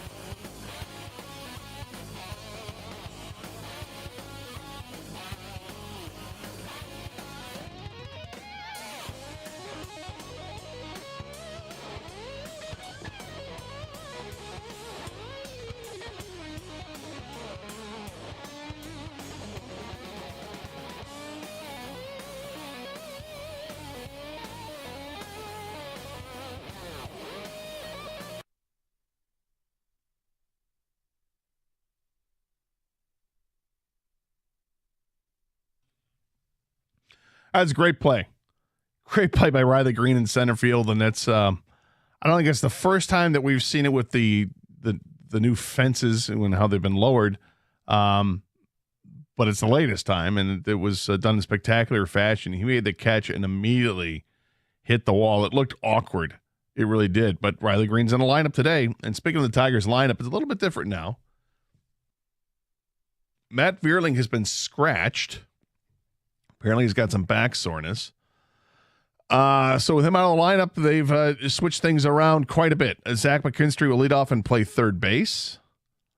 Javi Baez will play short, batting third in the center field. Riley Green. Spencer Torkelson's the DH. He'll hit cleanup. Nick Maton is in the lineup, and he's playing second base. Akil Baddoo's in left. Eric Haas catching. Matt Vierling in right. And Andy Ibanez is playing first base. Matthew Boyd is pitching against the Texas Rangers. Uvalde is the pitcher for the Rangers. He's been pretty good this year. ERA under 3. Yeah, it's an interesting lineup to be sure. Getting the lefties in the lineup. Here's opportunity for Nick Maton. He needs to continue to work his way out of a deep hole that he's in to start the season. Would like to see that, but somebody who's come on in the month of May, and it's been a really nice addition to this team. That I shouldn't say addition. He's been on the team for a couple of years here, but Akil Baddoo has shown up in the month of May. He's played very well in the month of May. The grand slam yesterday was huge. You saw the emotion from him. If you watched the game, as soon as he hit it, he knew it was gone. And instead of running straight down to first base, he turned around and started yelling at his Tigers teammates in the dugout, saying, "Let's go!" And they did. They ended up winning the game, of course, in 10 innings, but they win the game nonetheless. And now they find themselves just a game below 500 and just a game behind the Twins in the standings. Yeah, I'm stunned. 51 games into the year, I'm stunned that the Tigers find themselves just a game out of first place and a game below 500. I think it's more stunning they're just a game out of first place, because you would have figured that the team that's in first place would probably be several games above 500, if not maybe closer to 10. But that's not the case in this division. So it's right there for the taking. Can they take that hill? Can the Tigers do it? Can they overtake the Twins? If so, when is that going to happen? And if not, why or why not do you say that this happens or doesn't happen? 248-539-9797 is a telephone number. The most disturbing thing for me about this team, one of the most disturbing things, is probably the lack of starting pitching that they have. And I think they rely too much on the bullpen. The bullpen has been outstanding this year. When the starters can go 6 innings, I feel pretty confident they're going to get the job done. Rodriguez pitched 6 innings yesterday, and unfortunately the bullpen gave up the lead, but they stayed in the game, kept the nose to the grindstone, and ended up winning it, which was great. But I'm concerned about the rotation moving forward. I mentioned earlier there could be some good news coming. Tarek Skubal is now throwing bullpen sessions. He's throwing some live batting practice. Did it over the weekend, and Jonathan Scope came away saying, yeah, man, he's got some nasty stuff. He threw 98. Tarek Skubal's throwing 98 miles an hour. Sounds like he's getting really close to 100% again, and it can't happen soon enough. I think they would love to add him back to the rotation. Don't know how far away he is from returning to the Tigers. I would imagine he would go to Toledo for a rehab stint and pitch in a couple of games there before he comes here. But that would help a lot. Matt Manning is going to come back soon as well. Still kind of undetermined when that's going to happen, but he's also throwing some bullpens, which is good. I don't think he's throwing live batting practice yet, so Skubal is still a couple weeks ahead of him, perhaps. But they need to get Matt Manning back. He's promising. But if they can get both of those starters back, by the time this team hits July, we'll have a pretty good idea of what this team can be. Because they got a rough stretch of games going through June. And they'll either find themselves way out of it or still in the thick of it. We'll know. And the trade deadline at the end of July, yeah, we'll know what they're going to do. And, it was a columnist that made a suggestion for the Tigers of what needs to be done. Did that last Friday. We'll get to that coming up at 11:05. Get into that because I think it kind of makes people makes me a little bit uncomfortable to think about that, and yet you have to think about that. But with this Tigers team right now, what excites me about it is that they are doing the little things well. And if you continue to play fundamentally sound, you're going to find yourself with opportunities to win games. The offense has to be better than it was last year. And so far, it's been a little bit better than it was last year. But I do expect corrections. I think Torkelson is going to be a guy who's going to eventually hit for the power that we thought he was going to hit for. And he'll be driving in runs, 2 and 3 a game. Rather than just here or there sporadically. I think we're going to expect some more consistency from him. Riley Green's been great this season. Nice to see him where he's at. But they've gotten some contributions from players that, you didn't know who Zach McKinstry was going into the season. Matt Vierling, the way he's played in the outfield, he's played pretty well there, and he's been a steady enough bat. Akil Baddoo has come on strong in May. They've gotten some contributions from some guys that perhaps you just didn't expect. And it's nice to see, frankly, of what they can do. Another bat that can expect in the lineup that's going to help them out offensively will be Kerry Carpenter. The outfielder's got a shoulder issue. He's been rehabbing at Toledo. He's played a few games down there. Had his first hit there yesterday, I believe. Can't imagine he's going to be there long. Maybe a couple more games. Does he come back by the end of the Texas series? Does it come back when they take on the White Sox again? We'll see, but he's going to come back, I would assume, by the end of the week. And that should give this team a little bit of a lift. Another left-handed bat in the lineup. Somebody can put the ball over the fence. Somebody has the extra base power. Got a lot of power from him, and that's great to see. 248-539-9797 is the telephone number. So I like what we've seen so far from this team. They're running more, and when they won 77 games a couple years ago, if you look at that team, it was similar to this team. They did the little things well. They played defense well. They got good enough pitching, but it was fundamentals that they got. And they were running the bases as well. Last year, they didn't run at all. And one of the reasons they didn't run is because they didn't get on base. Well, now they're able to get on base. They're drawing more walks, and they're taking more chances on the base pass by sending guys to second base. And why wouldn't you? It's closer distance between the bases now because the bases are bigger than they were a year ago.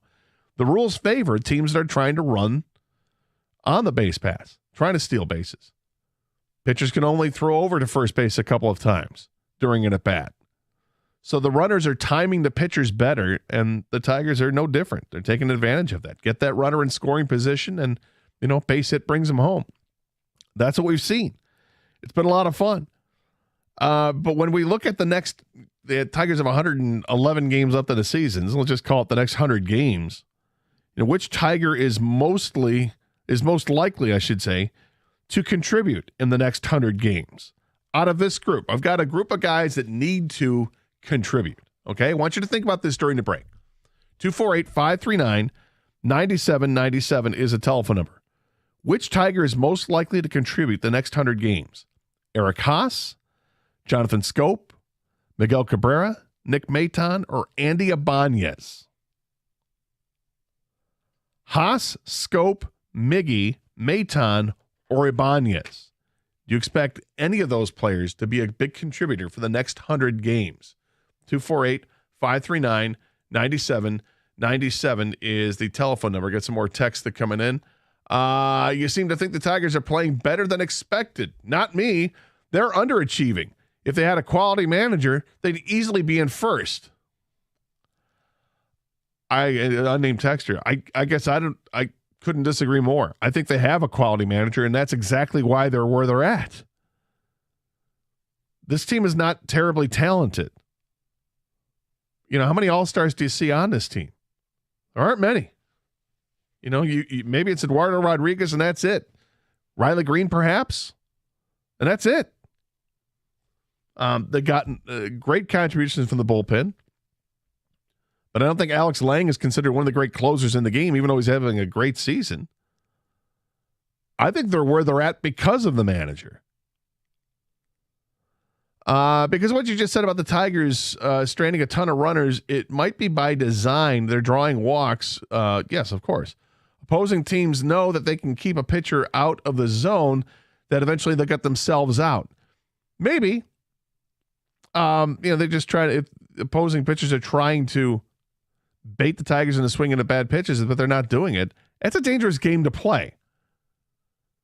That eventually they're going to get themselves out. Okay, you want to play that game? That's a game of chicken. Or somebody's going to come up with a big time hit.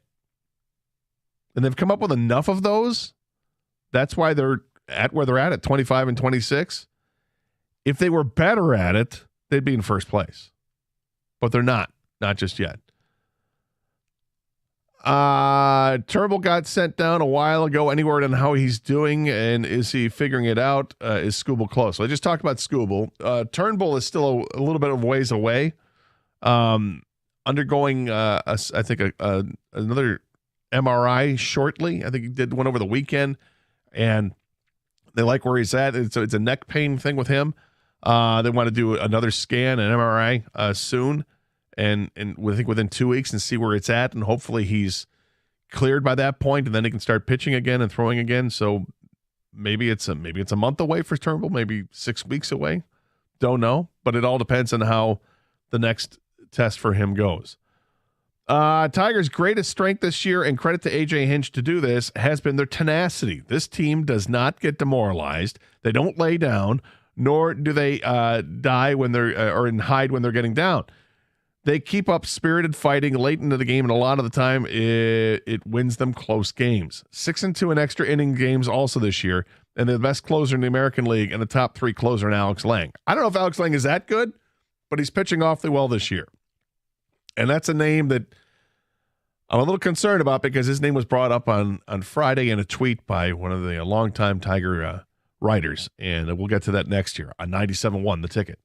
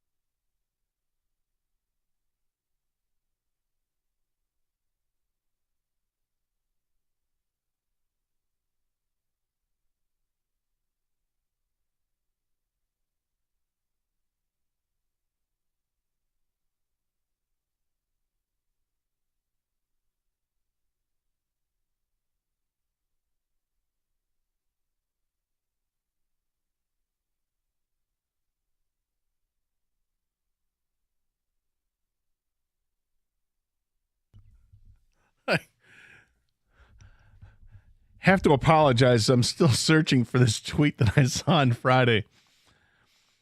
You know, everybody has that somebody that they follow on Twitter that tweets a lot. You know, and it's not like, oh, they send out a few tweets a day. I mean, tweets a lot. So I'm trying to sift through it to get to the part that I saw on Friday, and I'm still scrolling and looking for it because it was something that when I read it on Friday, it rubbed me the wrong way, and at the same time, I totally respect the writer, and I know that he's got a great. There's a very salient point, and I think it's one that probably resonates with a lot of Tiger fans when it comes to this team. I know this because this is how Tiger fans are, as some of them are. I don't know what the percentage is, but it feels like anytime something goes well to start the season, the immediate reaction is trade him. Trade him. Got to trade him. Eduardo Rodriguez was great to start the season. I mean, I don't think he got through 6 starts before people were like, trade him. Got to trade him. Got to trade him while he's hot. And though I understand some of that sentiment because you want to take advantage of his current situation because you don't think it's sustainable with what he's doing, and somehow you think that you're going to hoodwink another GM in baseball more so than a current GM would. General managers aren't stupid. They can make some bad decisions. They can make some great decisions, but they're not stupid. So if you don't think that, if you think that the Tigers have missed out by not trading Eduardo Rodriguez when he was red hot, then I guess you're discounting what you think another GM is going to look at the situation. Do you think another GM is looking at this and going, wow, if I trade for Rodriguez now, he's going to be amazing the rest of the way. He's going to pitch just how he did for the first 7 starts. Well, then that's just being dumb if you think that. Of course, you think there's a trend that he's going in, that he's pitching well enough. But it doesn't necessarily mean that's exactly what he is, of course. So I'm still scrolling looking for the exact tweet because this person tweets a lot. And the person is Lynn Henning, who follows the Tigers closely for the Detroit News. And always been a fan of Lynn. But as I continue to scroll, I'm getting to the point where I'm just going to have to paraphrase what he wrote. And basically, it was that the Tigers do need to make a couple of trades because they have to continue to plan for the future. And the 2 players he mentioned, I found it. Here it is. He says, quote, Tigers mistaken if they don't trade when other teams are lining up. Eduardo Rodriguez will get a credible return even if he's 4+ months from free agency because he's a free agent at the end of the year.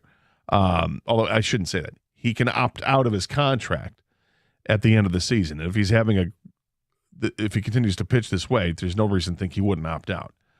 Alex Lang will bring the biggest haul. Scott Harris has to play for the next 4 years, not the next 4 months. And this is the part that has been going, Scott Harris has to play for the next 4 years, not the next 4 months. So this bothers me as a Tiger fan. I'm trying to, as a fan, you want to see them go for it every year.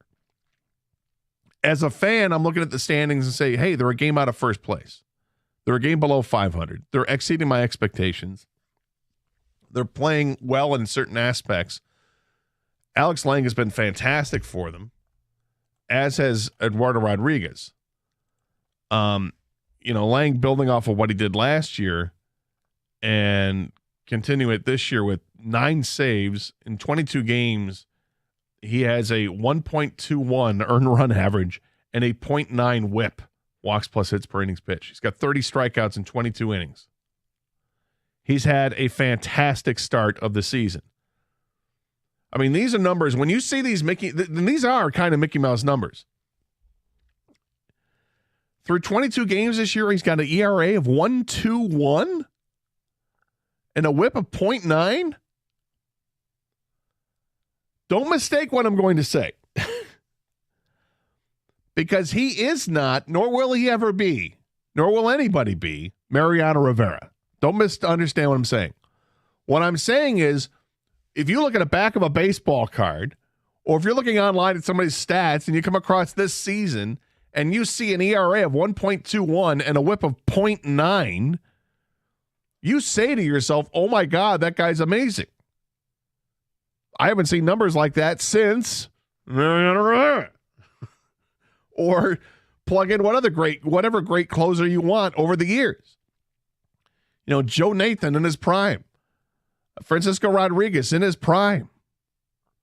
Troy Percival in his prime. You know, these guys that did it against the Tigers in particular felt like those were their numbers against the Tigers. But this is what current Tiger Alex Lang has done this year. The numbers are insane. And then you look at Eduardo Rodriguez, who's started 11 games this year, and his ERA is 2.13 with a whip of 0.98. Again, huge numbers.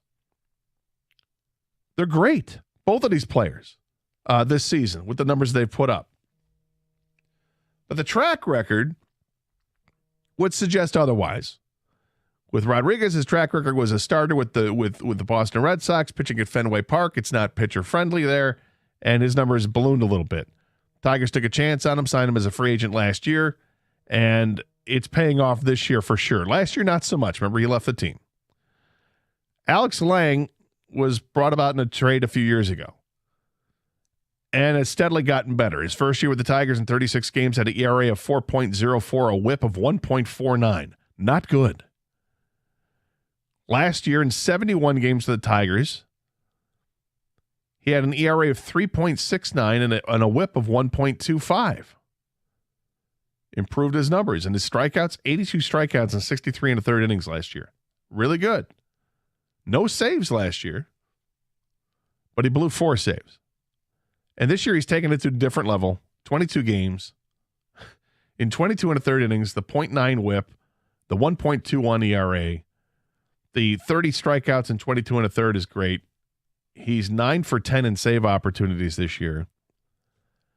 It's really nice to see for a pitcher who's 27 years old, in the prime of his career. I bristle when I hear the talk that you've got to start trading these guys now to get more in return. Can Alex Lang get you a quote-unquote haul in return?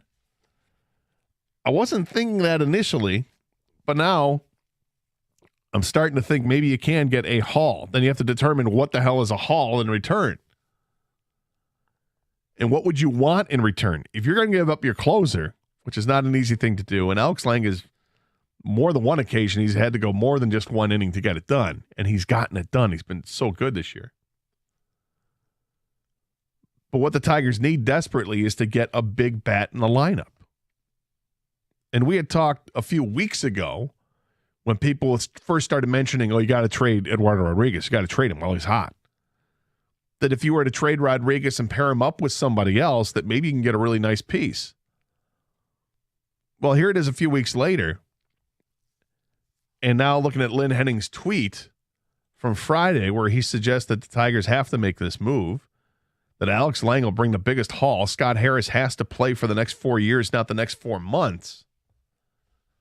Okay, so if you're playing for the next 4 years, you've got to land yourself a player. In my opinion, it'd have to be an everyday player, so a position player that's going to be here for the next 4 years. It's got to be someone that you know is an upgrade over positions that you have. Not taking a chance in somebody else's Akil Baddoo. You have to get a young budding star because you're giving up someone who's pitching out of their minds right now. So you have to look at the better teams in the league, see who their top prospects are, and that's what you would have to look for. Settling for anything less I think it's a giant mistake. Now, maybe you think it's a giant mistake if you don't trade these players, Rodriguez and Lang. considering where they're at right now, I mean, I wouldn't make a trade today. You've got plenty of time. You've got basically 2 months until the trade deadline. You got 8 weeks, right? 8.5 weeks, whatever it is. The next few weeks are going to determine a lot because not only are they playing the likes of Texas and Arizona and Atlanta, which are teams in first place and second place respectively, but by the middle of May, you'll also, or I should say the middle of June, you will also have played the Minnesota Twins in 7 games. That's the team that you're chasing. That's a team that's only a game ahead of you in the standings. You'll know where you stand. And I think we as Tiger fans will likely know where we stand and where they stand with their own players, somewhere around June 20th or so. Are you in favor of moving on from these players? Or do you want to hang on to these players because this is what's gotten you to this point at this so far? They're a huge reason why the team is where they're at. And knowing that they're getting other guys back healthy, that Skubal and Manning will likely join a rotation within the next 4 to 6 weeks. That Kerry Carpenter could be back in the lineup by the end of the week. Do you want to compete with those guys, or do you want to just compete and then trade these guys away and look forward to the next 4 years as opposed to the next 4 months? 248-539-9797 is the telephone number. We'll get to your calls next. Nick, thanks for hanging out. We'll get to you next, to your ticket text as well as we continue here on 97.1 The Ticket.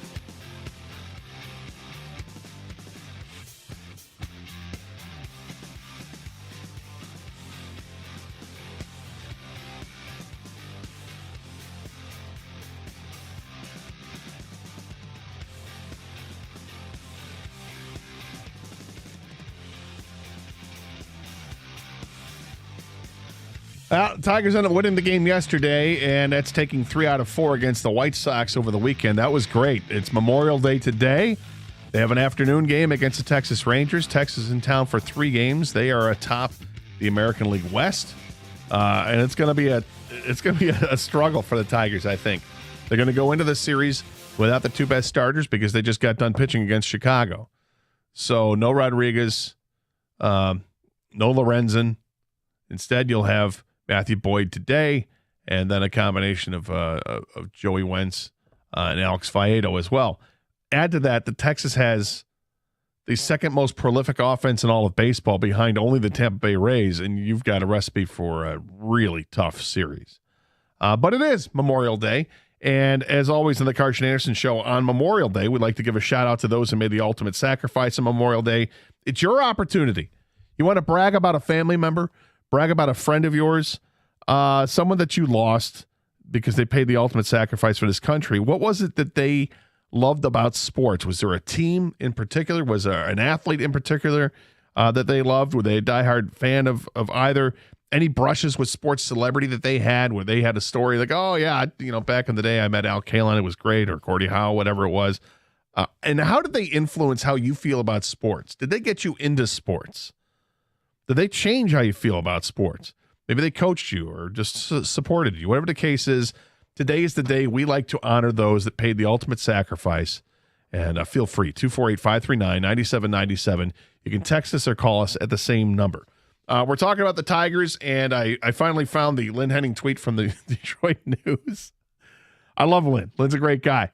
Took me a while to find that tweet from Friday after sifting through about 125 tweets. But the tweet read this: Tigers mistaken if they don't trade when other teams are lining up. Eduardo Rodriguez will get a creditable return, even if he's 4+ months removed from free agency. Alex Lang will bring the biggest haul. Scott Harris has to play for the next 4 years, not the next 4 months. And I think that last statement there is really interesting. He's got to play for the next 4 years, not the next 4 months, because he's got a couple pretty good bargaining chips here to get some pretty good players back in return. And I think he's got a real salient point here, but I think it's too early to say that we're not playing for the next 4 months or that the next 4 months can't lead to the next 4 years. I think it's too early to say that, to define it this way. Because they've got a lot of baseball to play between here and the trade deadline. And because they've got important games that are really going to be a pretty good barometer for how where your team is at. When you've got series against Texas and Atlanta and Arizona, and then you've got a couple series against the Twins, all this prior to, the middle of June, I think it's important to look at that.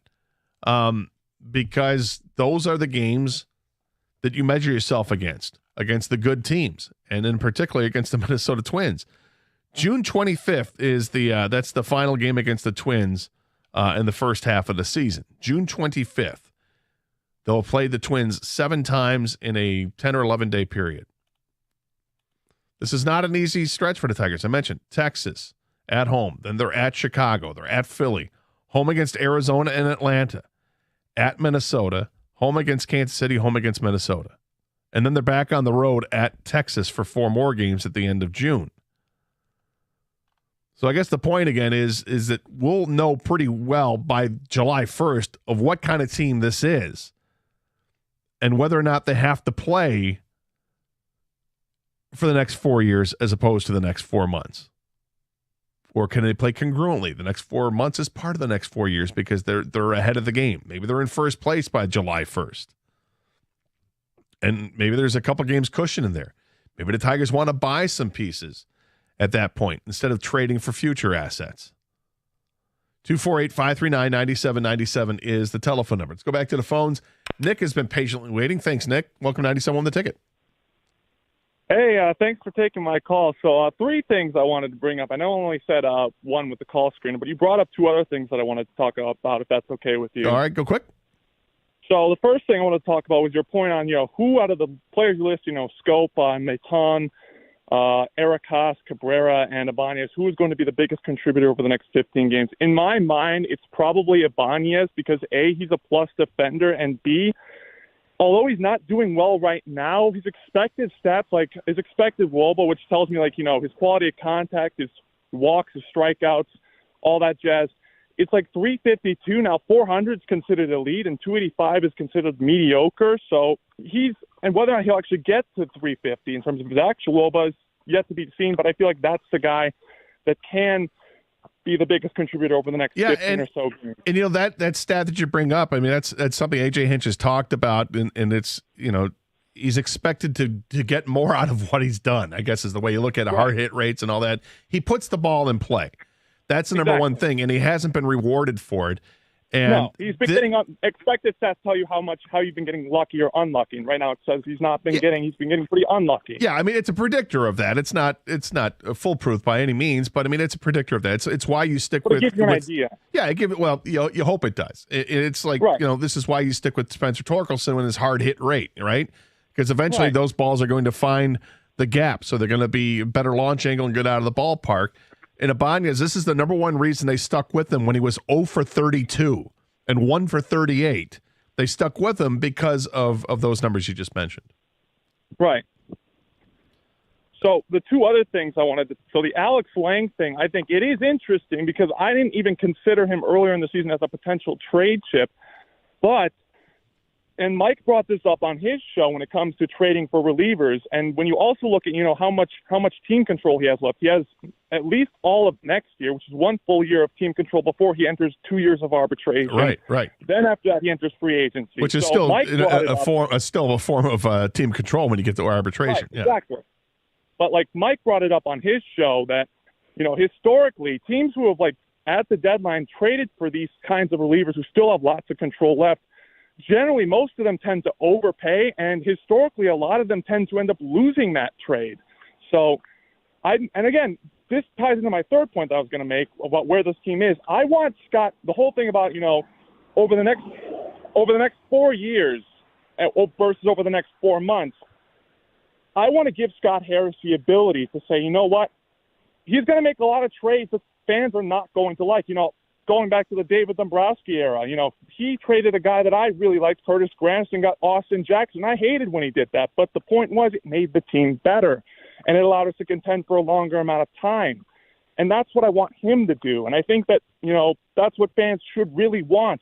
I'm willing to wait longer if it means we can not only have a longer contention window, but we also have a higher chance of winning the World Series, because I don't value winning this division if it means we can't go anywhere after that. Do you think the White Sox value winning the AL Central in 21 and then getting aced out by the Astros? I don't think they do. No, they don't. And thanks for the call, Nick. I appreciate it. I think you bring up a good point there, and similar to Mike's points, Mike brings a good point as well. And that's the number one. I guess the number one complaint that people would have if the Tigers make the playoffs is that they would be fodder for whomever they're playing because they're just not good enough. They just don't stack up well because this division is not good. And just being the best team in a bad division, all it means is you make the playoffs, you're not going to go anywhere. It's like looking at the NFC South or the NFC East a couple years ago, when before Philadelphia hit their stride. Had some bad teams make the playoffs in the NFL. At the same time, the other way to look at it is look what the Miami Heat are doing. They're an 8th seed. They lost a play-in game. And here they are, on the verge of making it to the NBA Finals. Or you look at what another sport, the Florida Panthers did. Improbable of what's gone on. What teams have been able to do. And Carolina, what they were able to do. There's the argument that made, just get in and you've got a chance. I don't know if it resonates as much with baseball because there's such a disparity between the have and have-nots with payrolls. But it's something to consider for sure. But for me, I'm not really considering making any kind of trade until maybe July hits the map because there's a lot of baseball to be played and we're going to learn a lot about this team. And maybe what you're going to learn is that this team is actually really good. And why would I part with its ace and its closer when this team is just going to be getting better and better as more players get healthy? And perhaps they can trade for somebody else's prize player. 248-539-9797. This is 97.1, The Ticket.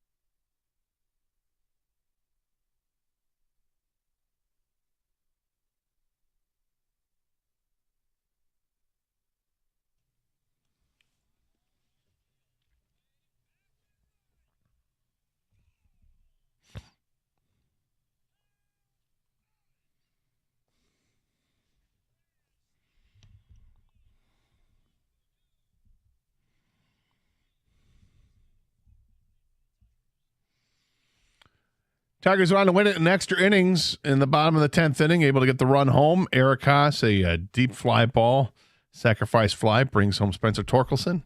And the Tigers win the game. Now they're just a game back of first place, a game below 500. And they play this afternoon at Comerica Park against the Texas Rangers. We saw some decent crowds over the weekend at Comerica Park, somewhere, 23, 25,000, somewhere around there. Imagine today we're going to have another great crowd, maybe a better crowd. Texas is a first-place team.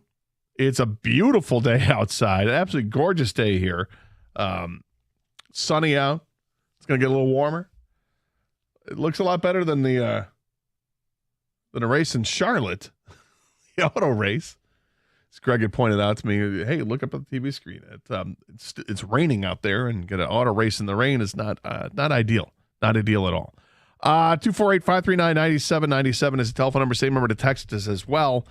I got this ticket text. Shout out in remembrance of my dad, Ronald Prudence, who was an RAF pilot in World War II, Royal Air Force. He came over to the United States in 1959, married my mom, and instilled in me the love of the Detroit Tigers, Lions, and Red Wings, teams he grew to love living here. I still obviously love them as a loyal listener to 97.1. That's from Allison in Farmington Hills, I should say. Thank you, Allison. I appreciate it. And yeah, that's awesome, right? That's, one of your parents sit you down and like, hey, this is what I love. I love these teams. Stopped by last night around 8 o'clock to let Riley Green cross the street while he was walking through downtown Royal Oak just out by himself. I said, Riley! Out my car window, and he smiled.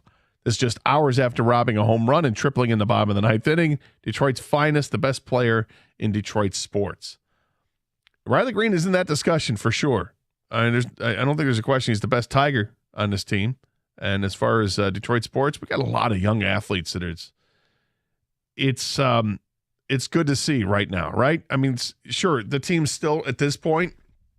The Lions did not make the playoffs. I don't know if you know this, but the Pistons, Tigers, and Red Wings didn't make the playoffs either. But it feels like the teams in Detroit are starting to turn for the better. That these teams have been to the bottom of the pool, and now they're pushing off and going towards the surface and trying to breach the water, get up in the air, and prove that they belong with the other teams, the good teams. Feel that way about the Lions. I'm starting to feel better about the Tigers. Feel that way about the Red Wings, that they're getting closer and closer. A good offseason, an important offseason for Steve Yzerman. We'll see what he can do. In the next few weeks, you're going to have free agency coming in. You're going to have the NHL draft. What kind of maneuvering Steve Yzerman does, because I think he will do some maneuvering. They've got a ton of high draft picks. I think they have 5 picks in the first 2 rounds, 3 second-round picks and 2 first-round picks. They've got some money to spend if they want to. The Pistons, obviously, this is a team that has what looks to be a really good young core of players. How do they add to that? 5th overall pick in the draft. We don't know who the coach is going to be. I suspect we'll have a name by the end of the week. But who knows? Maybe not. They've let this play out for quite a bit. 248-539-9797. Let's go back to the phones. And Jim is next up here in 97 on the ticket. Hey, Jim. Yeah, military shout-out. Yes. Yeah, I got a first cousin, Bob, Vietnam veteran. COVID got him in 2020. But his sports-related story is when he ran high school track, a member of his team not only made it to the NFL, but he's in the Pro Football Hall of Fame. Wow. Who is that? And I'll give you a clue. Okay. He was on that. He was a member of the, 1971 or 1972, 73, one of those Miami Dolphin teams that went undefeated. Okay. Paul Warfield. Okay, I was going to say I had to start thinking of somebody who would be fast. Paul Warfield. No my kidding. My cousin ran half mile and mile. Warfield was the sprinter. And a story that I remember that I'll never forget. It was the end of my cousin said it was the end of the year. It was either the county meet or some big track meet. Warfield ran the sprints, did the long jump, and was the anchor man on the relay team, right? So the hurdler pulls a muscle in practice before the meet. So the coaches panicked. Oh, God, who's going to do the hurdles? So Warfield steps up and he says, well, let me run through it. And, I've never done it before. Turns out when he ran the hurdles, they had the old-fashioned stopwatches, right? Right.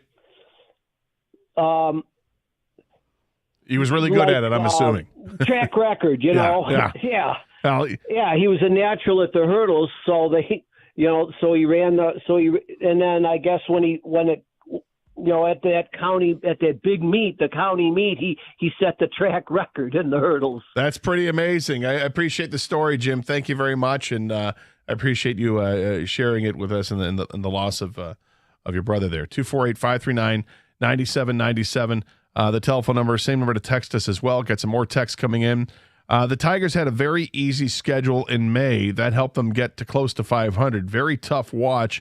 And this next month will tell a lot. That's Billy Harrison, Livonia. Well, Billy, I agree with this. The next month is going to tell us an awful lot about this team. And this next month feels an awful lot like the first 6 weeks of the season. It was a very tough schedule to start off. I mean, the Tigers played all those teams in the American League East, and they did poorly, to put it bluntly. What the Tigers have done well this year is play against the National League. So we'll see. They've got games coming up against Atlanta and Arizona. Those are two really good teams from the National League. Maybe that number is going to level out a little bit. I don't know. But by July 1st, we should know an awful lot about the Tigers, enough to know if they need to sell or if they need to add to this team or if they need to just, ride it out with what they have. But they do have a couple of big bargaining chips, and Lynn Henning tweeted about it on Friday. Eduardo Rodriguez, of course, that's one we've been talking about for a while here. But Alex Lang has put together the season so far, and of course it's only 51 games, but in 22 innings, he has been remarkably good for the 22 innings. An ERA of 1.21, a whip of 0.9, 30 strikeouts in 22 and a third innings. He's been lights out great for this team. I mean, those numbers, you don't attach a name to it. You look at those numbers and you start thinking of some of the great closers of all time. But then when you throw the name out there, you're not going to say, well, Alex Lang's one of the great closers of baseball. He's pitching like one right now.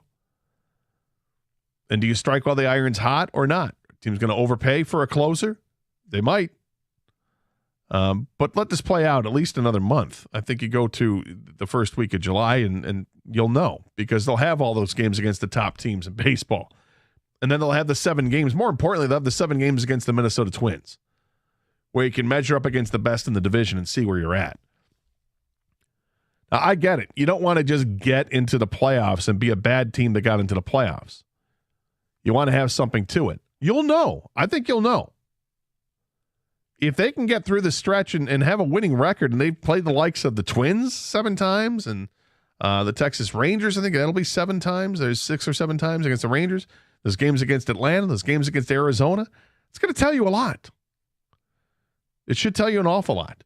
248-539-9797 is the telephone number, and more talk about the Tigers. Also coming up at 12:05, the story that broke Friday. What does it mean today? Now that it's marinated all throughout the weekend, what does it mean for our Detroit Lions? We'll discuss that coming up at 12:05. More Tiger Talk next. Your ticket texts and your calls as we continue here at 97.1 The Ticket.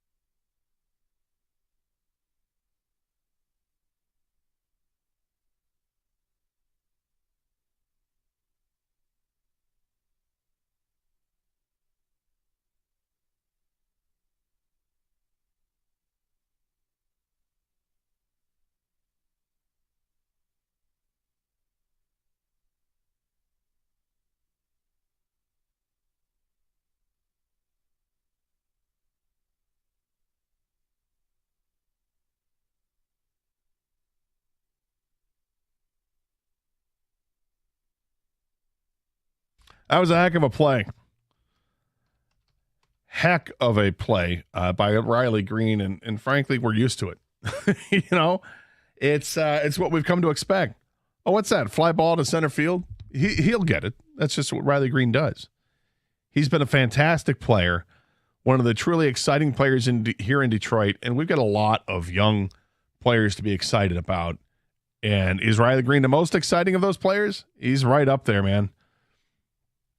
He's right up there. We got a couple with the Lions I'm dying to see. Jahmyr Gibbs, I think, can be special. I'm dying to see more Jameson Williams. Unfortunately, that's delayed for at least 6 games. But want to see him play because I think he's dynamic. The 2 times he touched the football, boy, did he do something with it. It was fun to watch. You know, the Pistons, we saw Ivy and Duren play all season long, get better. And there's a lot of promise with both of those players. Cade Cunningham, being a young player, getting ready to enter his 3rd season, but there's a ton of talent there. Who are they going to get with the 5th pick overall in the draft if they stay there? I mean, there's young talent there. There's young talent with the Red Wings. We just saw a little snippet of Marco Casper, and he looked really good in a Wings uniform. While the NHL Stanley Cup playoffs are ongoing, the World Championships were also ongoing, and a number of Red Wings participated there, and it seems like there's a lot of Red Wing players are making big impacts in the World Championships, including Kubalik, who at one point was leading everyone in scoring. Mo Seider had a heck of a tournament. A couple of assists in the last game they played. And then he got some younger players that don't know too much about, but they played. Carter Mazer playing on Team USA. That's good to see.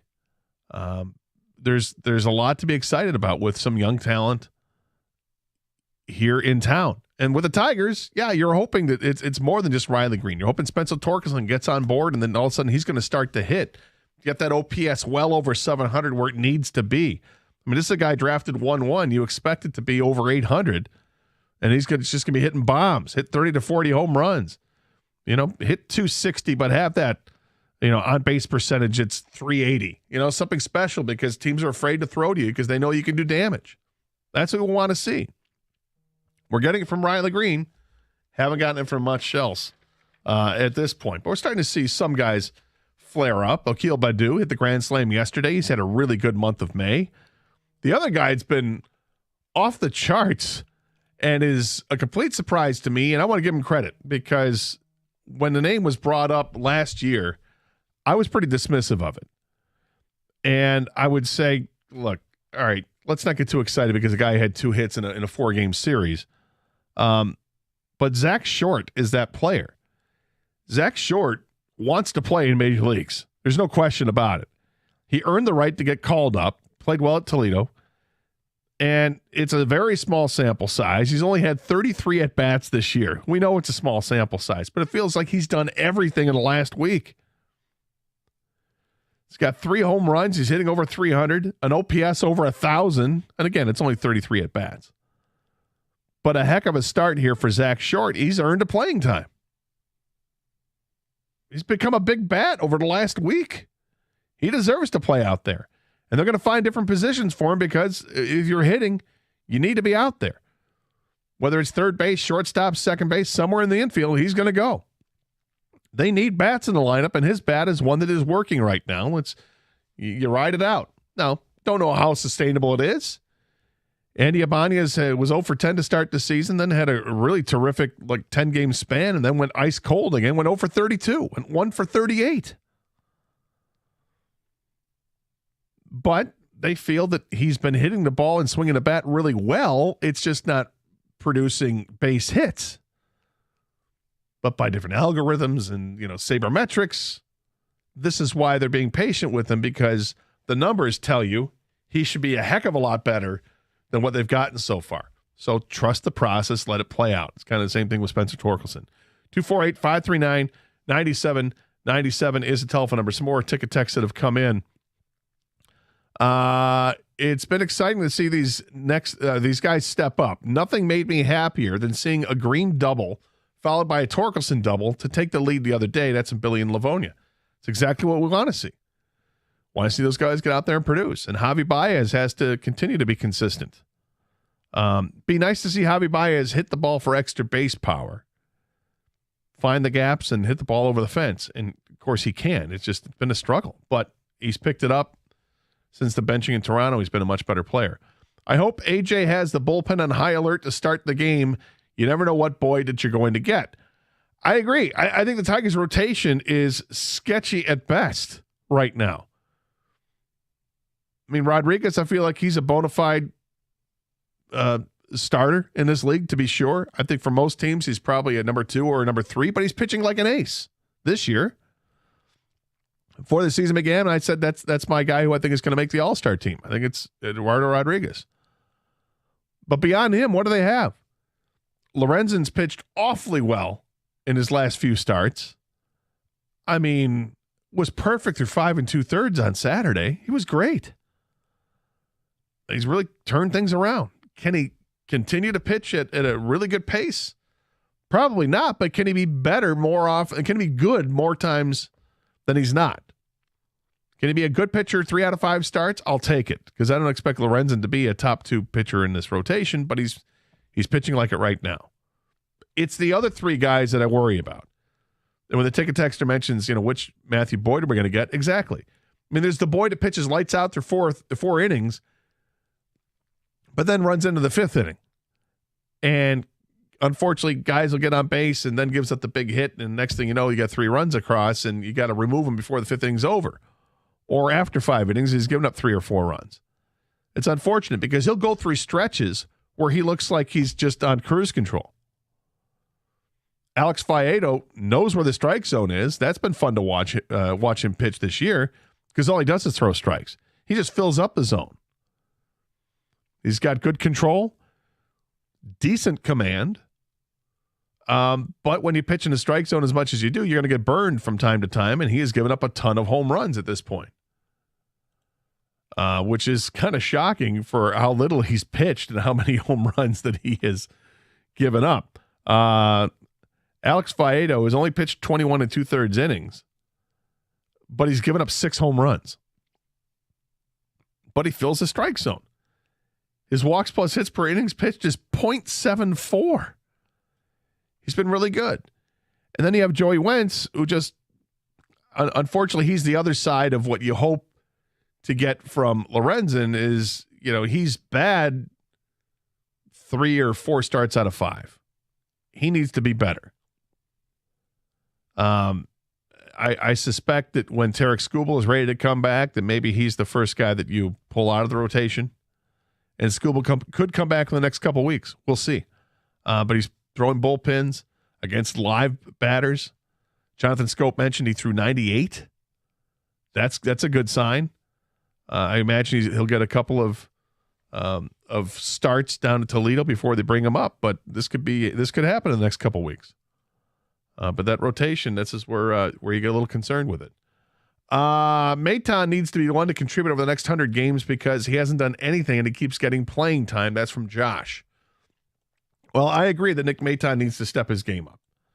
And if I would have sent him down at this point already, not punitive necessarily because I think he's got talent, but because he's just not getting the job done. And I worry about his confidence. Build the confidence back up, send him to the minors, bring up someone, whether it's Malloy or not. And I understand the reluctance to bring up Malloy because he's not ready defensively to be brought up. But on a team that doesn't really have an everyday DH right now, I think you can get by with that if you want to give him a taste and see what he's got. Take advantage of it rather than let all the good at-bats be at the AAA level. It's kind of like last year with Kerry Carpenter. He demanded to be promoted and moved up. He was just hitting too well. Now, is Malloy at that point? I don't know, he's hitting awfully well, and he's getting on base. He's doing the things that you want to do to get to the next level, but it's defensively that's holding him back. 248-539-9797. Jack is our next caller here, 97 on the ticket. Hey, Jack, how are you? Yeah, I'm well. Yeah, I'm just responding to a question about meeting Tiger legends. I spent in the early 90s 9 years in Tokyo working for 2 Michigan governors, and it was 5 years after the Tigers, our Tigers won the World Series, and Sparky Anderson was appointed to be the manager of the MLB All-Stars against the Japanese All-Stars. And so I was working for the government, and there was a woman from Detroit at this luxury hotel. Her name was Marilyn, and she was doing foreign relations. She says, Jack, I'm such a big Tiger fan. I really want to meet Sparky Anderson. And the only two Tigers that were there, which were significant Tigers, was Alan Trammell and Lou Whitaker. They traveled with Sparky. Do you remember that? She says, what should I do? And I said, well, call him. You're working at the hotel. And so she called Sparky, and Sparky says, I'll meet you and this, your friend from the embassy under one condition, that it's just the two of you and no media, and it's me and my wife. And so we had a breakfast in Tokyo with Sparky Anderson. Oh, that's awesome. And it was like meeting your favorite uncle. He was amazing. The last thing I want to say is that I asked him, what do you think about Japanese baseball? Now, this is 1990, 91, and he says, well, they throw a lot of junk balls, pitchers, and he says, I think they're going to be really successful in the major leagues one day. And, so he had that vision and foresight back then, before Nomo came to the Dodgers. Right. And then on that trip, I said, is this your last stop? And he says, no, I'm going to Osaka to meet an old senior player named Fielder, who's playing for the Hankyu Braves. Oh, so it was right before they brought him over to Detroit. He wow. recruited, Fielder. That's a great story. I appreciate it, Jack. Thank you very much. Sparky was great. Sparky was one of a kind. Everybody's got a Sparky story. I know I've got mine. I love Sparky Anderson.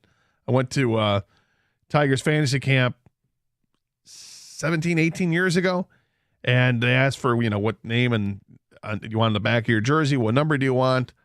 And, hey, I thought of, let's, throw 97-1 on the back of their jersey, or, right, the last, because I like number 69, make fun of that. Or I was thinking my favorite football number 54, my favorite baseball number is 13.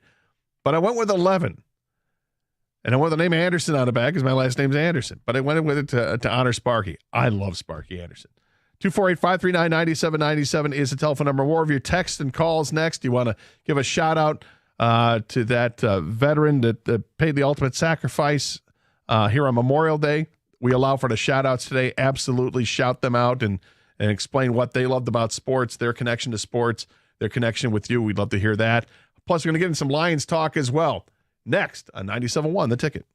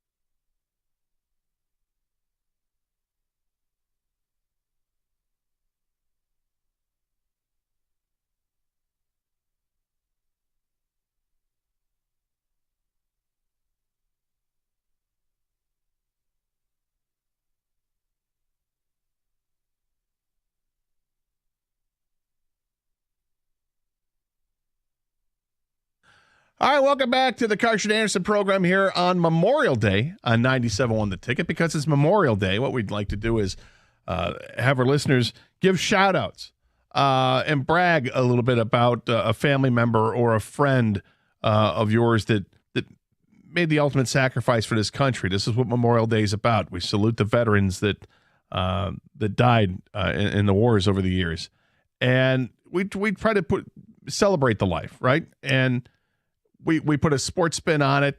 If there's something about that person that resonated with you as a fan that they were, who was their favorite athlete, was their favorite team that they followed, did they have a brush with greatness and with a sports celebrity, something of that nature. What was the impact that this person had on your life as a fan? Did they get you into sports at all? Was that it? Were they a coach for you, a mentor, a supporter, or whatnot? But this is one of the things we always do on Memorial Day, Veterans Day as well, and 4th of July, I think, is another one we do this also. But we like to pay homage to the veterans, certainly on Memorial Day, those that paid the ultimate sacrifice. 248-539-9797 is a telephone number, same number to text us as well. We've been talking a lot about the Tigers today, and with reason. Look, they're game out of first place. It's kind of fun where they're at right now. They're also a game below 500 in the standings. This is kind of a shocker at this point in the year. 51 games, and they're 25-26. Wow. I did not see that coming. Now, maybe this is all going to be vanished in the next month as they take on teams like Texas and like Atlanta and Arizona and then Minnesota. They've got some tough games coming up. But what it will tell us is how good of a team they are and whether or not they need to make some moves because they'll find themselves way out of it, or have they found themselves still in the thick of it because they can compete with the best teams in baseball. To this point, what we know is that they didn't compete very well with the American League East, which is the best division in baseball. That we know. They didn't compete with the East all that well. But they competed with everybody else. Done well in the against the National League. They've done well against their own division. So we'll see how it goes. But they've got a couple of huge bargaining chips if they wanted to cash them in. And their pitchers, Eduardo Rodriguez is the ace of the staff right now, or Alex Lange. And why Eduardo Rodriguez? Well, he can opt out of his contract after this season. And the way he's pitching, if I were him, I'd opt out of the contract at the end of the season and get a new one, because he's exceeding what the contract is paying him. And if he's going to leave at the end of the season, if you know he's going to test the free agent waters, by all means, move him first and foremost. But if the Tigers find themselves July 1st and they're, let's say, 5 games over 500 and they're in first place, then you have to start asking yourself, am I going for it? Do I now start thinking, instead of thinking about the trade chips that we have that are on the current roster, with a closer like Alex Lange who's pitching lights out, like a starting pitcher Eduardo Rodriguez who's pitching lights out, instead of moving those guys away, do I shift my chips to my prospects? Do I start thinking about, trading one of your pitching prospects or some of the young hitters that they have in the system? And they do have some young hitters in the system. Do you start shifting it to that to get more players on this roster? That's something we're going to evaluate over the next 4 to 6 weeks, but it's just interesting right now. We talked about the Lynn Hennings tweet from the Detroit News last Friday when he mentioned that, that it's about the next 4 years, not the next 4 months, and why that they need to trade Alex Lange because he likely gets you a haul in return. Well, I always question the word haul in return. What you want is a real solid player in return. When I go back and think of haul, and maybe this is playing with semantics, and it's fine. I agree with Lynn more than I disagree on it. And again, it's all determined what happens in the next 6 weeks. But what they got for Justin Verlander in trade at the time might have been considered a haul in return. You got a highly thought of catcher in Jake Rogers. You had an outfielder in Daz Cameron that was thought of as a guy who can make the major league roster. And then you had a very young, kind of raw pitcher in Franklin Perez, but who at the time was one of the top prospects in the Astros organization. Getting 3 players for one with 30 seconds to go on the trade deadline seemed like that was getting haul in return. And then we fast forward 4 years later, 5 years later, whatever it's been since they made the trade, and not necessarily a haul in return. Daz Cameron's not with the team. Franklin Perez is, I don't know, somewhere in the back lots at Lakeland right now. And Jake Rogers is, sporadically playing for the Tigers this year. I bring that up because if I could get one solid player instead of a haul of players, I mean, you're going to give me a bunch of prospects, you're going to give me one guy that's solid. I'll take the one guy that's solid. And I always go back to that trade, and I think Kyle Tucker was the guy to get. Kyle Tucker was the outfielder in that organization, one of the top prospects. Just get him. Don't worry about getting 3 for 1. Worry about getting one that you know is going to be a contributor for this team, not 3 guys you think might be. And that could be a game that they play close to the trade deadline this year. We'll see what they decide to do. But I think this next 6 weeks is really going to determine what kind of team that they think they have and what kind of team they actually have. I got some ticket texts coming in. Agree with the tweet, especially Erod. The Tigers may be competing for the American League Central, but they can't seriously compete against any team in the AL East in the playoffs. Well, you'd have to go back. I thought that they competed with Baltimore, and a little bit with Toronto. The Yankees I don't remember that being close, but do I think they'd win a series against the team in the East? Probably not. No, I'll concede that. But that's not the only division you have to worry about. But it's probably a division you'd be matched up against because they'd be the worst. I mean, you're going to if the Tigers win the division, then they have to take on a wild card team, and it looks like the wild cards will come from the American League East.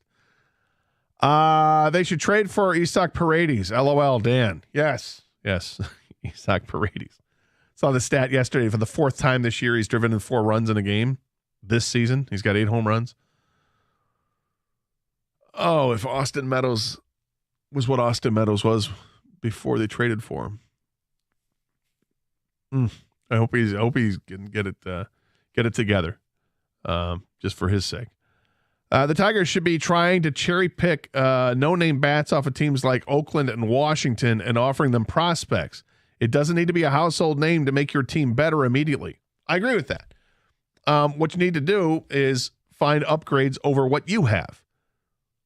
That's what you do. Don't be afraid to give up the good for the great if you can find the great. But I imagine those teams, if they have no-name great players, they're probably young players, and those are guys going to build around. But we shall see. No offense to Mr. Henning, but screw the long-term view. I'm tired of giving GMs free passes. There's no salary cap, man. You should be doing everything you can to try to win every year. The Tigers should be trying to add, not unload. I think there's a lot of people who are probably saying amen in their car right now. And I would say this, to that point, this offseason, they have to spend money. They have to spend it wisely. You have to find the right free agents, but they need to spend money because they'll have it to spend. Cabrera's contract comes off the books. If you've traded Eduardo Rodriguez, you don't have to worry about his contract. He might opt out anyway. And that's a big chunk of change that comes off. They won't have much of a payroll going in to the offseason. So they need to add to it, and significantly, not just add, they added a $20 million a year player. This team needs to add, $50, $80 million in salary if they want to really compete? I would agree with that. It's important that they go out and spend in the offseason, but you have to spend on the right players.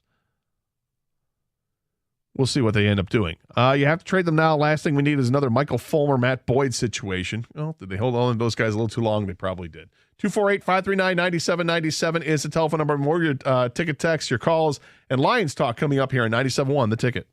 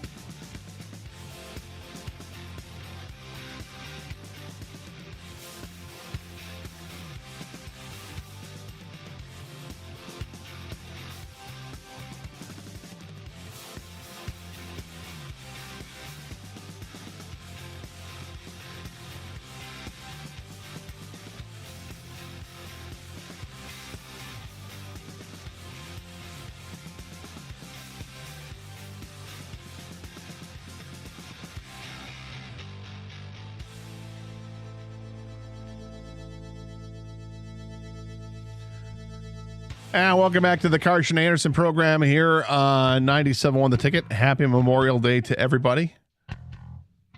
And we celebrate those who paid the ultimate sacrifice for our country on this day. We'd like to hear some great stories from friends and family members that you have, people that got you into sports, who were their favorite heroes in sports, their favorite teams that they followed. Just nothing but good memories of the people. We'd like to do on Memorial Day and Veterans Day and on 4th of July. We'd like to hear the stories from our listeners at 248-539-9797. You can text us as well. We got some texts coming in. Regarding the trade talk, communication, team chemistry, player buy-in, it comes down to building something instead of repeatedly tearing it down and setting you back. You keep players like these if they want to play here. Yeah, I would agree. But if they're not good, then you need to move on and give somebody else a chance. Somebody else that has those same values, the same thing you're looking for. It's not easy to make that turnover. It doesn't happen quickly in baseball. And there was a previous ticket texter that says it should because there's no salary cap in baseball. It's just about spending money. Well, spending money is one way to get better for sure, but you really have to build it. In baseball, more than any other sport, you build a foundation, you move forward with it. In other sports, particularly in the NFL, it feels like you can change things over quickly because there is so much player turnover from one year to the next. And that's why I think the Lions have done a tremendous job of changing the culture and switching things around. It really is remarkable what the Detroit Lions have been able to do. Really can't stress that enough. It's been really fun to watch that transition. Going from laughing stock of the league with horrible ownership and horrible general managers and horrible coaching and horrible players, all this, right? And futility that we all know. No championships since 1957. One playoff win since that time. They haven't hosted a playoff game since 1993. Yeah, there's all that out there. We get it. Yeah, we know the history of the Detroit Lions, how bad it is. That's why I think it's so amazing to see this turnaround. And it started with ownership. Started when Martha Ford took over for her late husband, kind of a no-nonsense approach. Moved on from coaches that I think people liked to an extent. Some people liked. I mean, some people like Jim Caldwell quite a bit, but wanted to set the bar higher. Made a change. Wasn't the right change, that's for sure. But didn't sit on that one too long either before they said, we're going to make another change because this one ain't working. She handed the team over to her daughter. And Sheila Hampton's done a great job with leadership of this team. I think she is genuinely somebody who has a vested interest in the Detroit Lions moving forward and surrounded herself with the right people. And they've made really good decisions. And those people came up with the people to bring in for interviews, and they end up hiring a head coach in Dan Campbell and hiring a GM in Brad Holmes. And together those guys work, and they come up with exactly what it is that they're looking for from players. And they've turned this thing around. They've gotten players to buy in, and it's fun. That's how they do it in the NFL level. Can you get the same thing on the Major League Baseball level? And I think you can. The way this team plays for each other, that's for sure. They're a little bit loose, and you're looser when you're winning. That helps. But they're helping each other through it, and you can see them kind of growing as a team. Now, eventually, you're going to have to find better players and get better play out of these guys. Because a team OPS of 660 it's not good enough. You've got to be much better than that. Tigers will go at it against the Texas Rangers today. Our broadcast coverage getting underway in about 20 minutes from right now. Let's get back to the phones, 248-539-9797. And Jim is next up here at 97 on the ticket. Hey, Jim. Hey, good afternoon. You know what? I did not want to see the Tigers trade really good prospects for a year rental. Last time we did that, we got Alfredo Simon. We gave away Guinea Suarez. Next year, we gave away Willie Adames, which would have anchored the left side of our infield. Both can hit.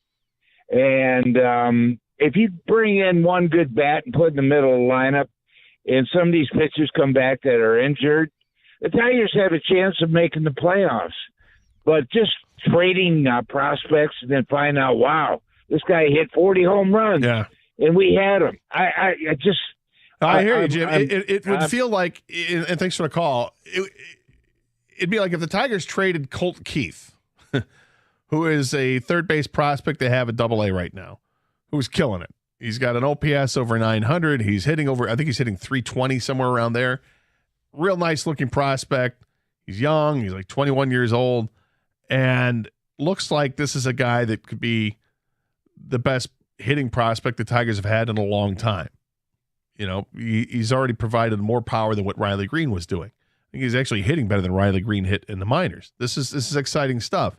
But it would feel like if they were to trade him away so that they get a veteran pitcher for who's got 2 years left on a contract, that's going to bite him in the ass down the road.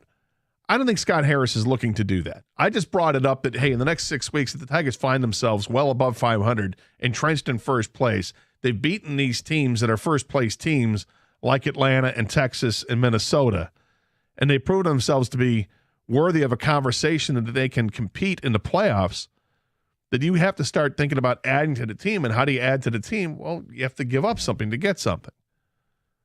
And you don't want to do that where you're giving up a prospect for a rental. I wouldn't do any rental buying. That's not what I'm about. What I would do is, if I'm going to give up someone like that, is that I want somebody who's signed to a longer-term contract, or somebody that I know that I can sign to a longer-term contract. It's down the road. But the Tigers do have players in the minors that they could deal. I'm not in favor of that right now. Let this play out. But as Lynn Henning said, two big bargaining chips, Eduardo Rodriguez and Alex Lang.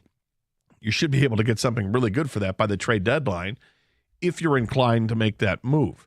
They do have plenty of team control over Alex Lang's contract right now. They do not over Eduardo Rodriguez. He can opt out at the end of the season. 248-539-9797 is a telephone number. Okay, so Friday, this player was released by the Arizona Cardinals. DeAndre Hopkins. It happened during our show. We got a brief discussion about it, and then it's kind of marinated over the weekend. There was a list of 5 quarterbacks that he said he'd like to play with. None of them was named Jared Goff. But that doesn't mean that the Lions wouldn't be interested, nor does it mean that it would be a bad fit for the Detroit Lions. As the weekend went on, there was a story that came out of Arizona that said the Cardinals were pissed at Hopkins because Hopkins decided not to play in the last 2 games of the season, even though he was healthy enough to play. Well, you can choose to believe that or not believe that, I suppose, because there are kind of conflicting reports on that, whether they said, you're fine, you don't have to play, because the Cardinals are going nowhere. No Kyler Murray, they were going nowhere. But he's released. One of the best receivers in football is available. The Lions certainly have a need at wide receiver, at least for the first 6 games, with Jamison Williams out. You've had some time to think about it over the weekend. Does it make sense for the Lions to do it? Would you do it? 248-539-9797. This is 97.1, The Ticket.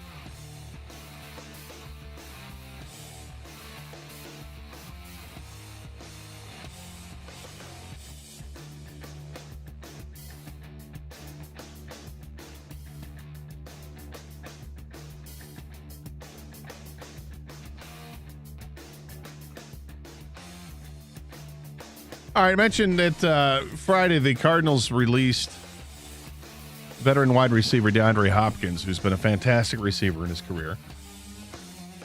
And we talked about briefly on Friday, did it make sense for the Lions? Because the news broke later in the day. And it seemed like, yeah, it makes sense. But then there were a lot of people who were hesitant because they think DeAndre Hopkins is a little bit of a diva, that he might be trouble in the locker room. I'm not sure I agree with that. I mean, the trouble he had with the league was that he violated the league's performance-enhancing drugs policy. I think that there's some character assassination going on with DeAndre Hopkins.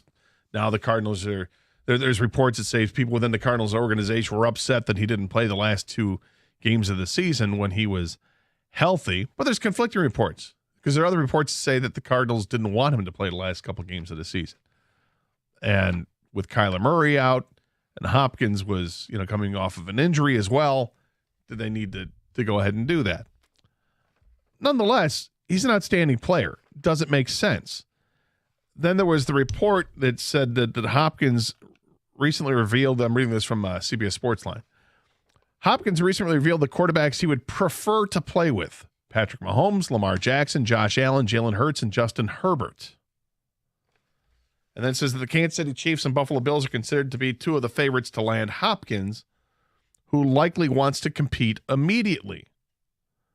And then this article goes on to say, but is that actually going to happen? Is there a dark horse who maybe has some money that could land Hopkins over the obvious choices? Below is a list of those players. So this is from Jordan Dajani from CBS, who came up with 5 teams. 5th team was the Packers. 4th team was Jacksonville. Number 3, Cleveland Browns. Number 2, the New England Patriots. And number 1 on the list, you guessed it, the Detroit Lions. It says the Lions are actually the favorites to win the NFC North this upcoming season, something they haven't done since 1993. This wide receiving core has a legitimate stud in Amon-Ra St. Brown, a prospective stud in Jameson Williams, and a couple of veterans in Josh Reynolds and Marvin Jones Jr. Adding Hopkins would make this one of the most interesting groups in the entire NFL. Why not go all in this season? The Lions also have $23.7 million in cap space, which ranks 4th in the NFL. It appears Jared Goff has turned the corner as the Lions quarterback. He went 5-16-1 in his first 22 games with Detroit, but is 7-2 over his last 9. The organization likes Goff and should continue to find weapons to surround him with. So this has the Lions as the number 1 dark horse candidate to land DeAndre Hopkins. I mean, what you have to ask yourself, what I think you have to ask yourself is this a move that would put them over the top offensively, that would make up for any defensive deficiencies that they still have on this team? Would this put them over the top? That this would make them an offense that's going to score in excess of 30 points a game. Now, keep in mind, this is an offense that racked up 26 points a game last year. Now, we've already talked about the additions to the offensive side of the ball through free agency and through the draft that I think have made this team better.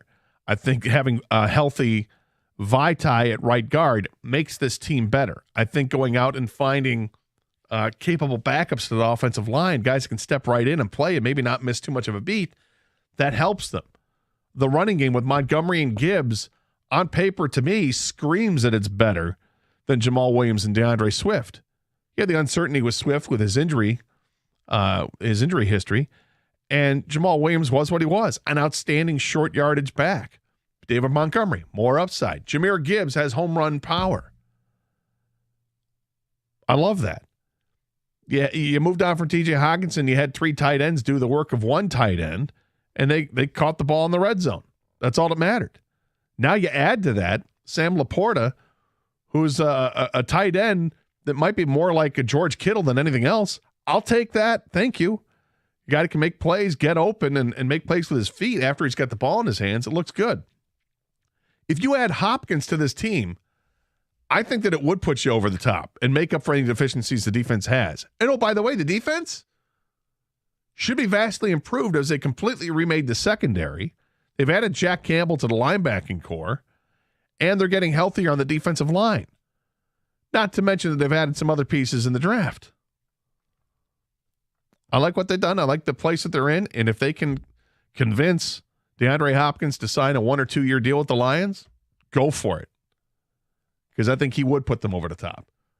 248-539-9797 is the telephone number. Let's go to Alan, who's next up here, 971 the ticket. Hey, Alan. Yeah, how you doing? Good. How are you? Good. Yeah, I got a story you might want to hear. In 1969, I joined the Army Reserves. It was the 323rd General Hospital in Inkster. And I get in this unit, and lo and behold, they're my associates, my fellow soldiers were Charlie Sanders, Alfie Taylor, Jim Yarborough, Herman Thunderfoot Weaver, Garo Yepremian, Ted Sanders from the Chicago Bears. No kidding. Ike Blessett, and Jim San Gregorio from the Tigers. No kidding. I spent 6 years in the Army Reserves with these guys. I had no idea they were in this unit when I joined, and got to know all of them, all great guys, and it was especially got to be a good friend with Garo Yepremian. The kicker. I was a cook. He was a cook. Ike Blessett was a cook. Jim San Gregorio was a cook. So I got to know all these guys. But every summer, when we would get stationed somewhere in the United States, I would go out with Yepremian and shag balls with him. And what a great guy he was. Oh, that's awesome. Bring his ties to all the meetings and sell them, But it was a great experience for me. I got to know a whole bunch of guys that I never thought that I'd ever get a chance to meet. Well, that's interesting. That's pretty impressive. Thanks for calling, Alan. I appreciate it. I had the pleasure of knowing Charlie Sanders. Worked with him for a couple of years when he was part of our Lions broadcast, and Charlie Sanders, one of the great guys, one of the great all-time guys. He was fantastic. Really like Charlie. Tiger baseball's coming up here in just a little bit. Tigers taking on the Texas Rangers. Excited to see how they handle themselves in this series because Texas is a first-place team. Texas is a world-class team with their offense. The Rangers are kind of like the Edmonton Oilers of Major League Baseball. A lot of offense, but not enough of anything else that leads you to believe they're going to win a championship. Well, Tigers going against it today. Matthew Boyd on the hill against Eovaldi. Let's hope the Tigers can prevail. It's Zach Short's birthday. Maybe he can get something done. Tiger baseball coming up next year. 97.1 The Ticket.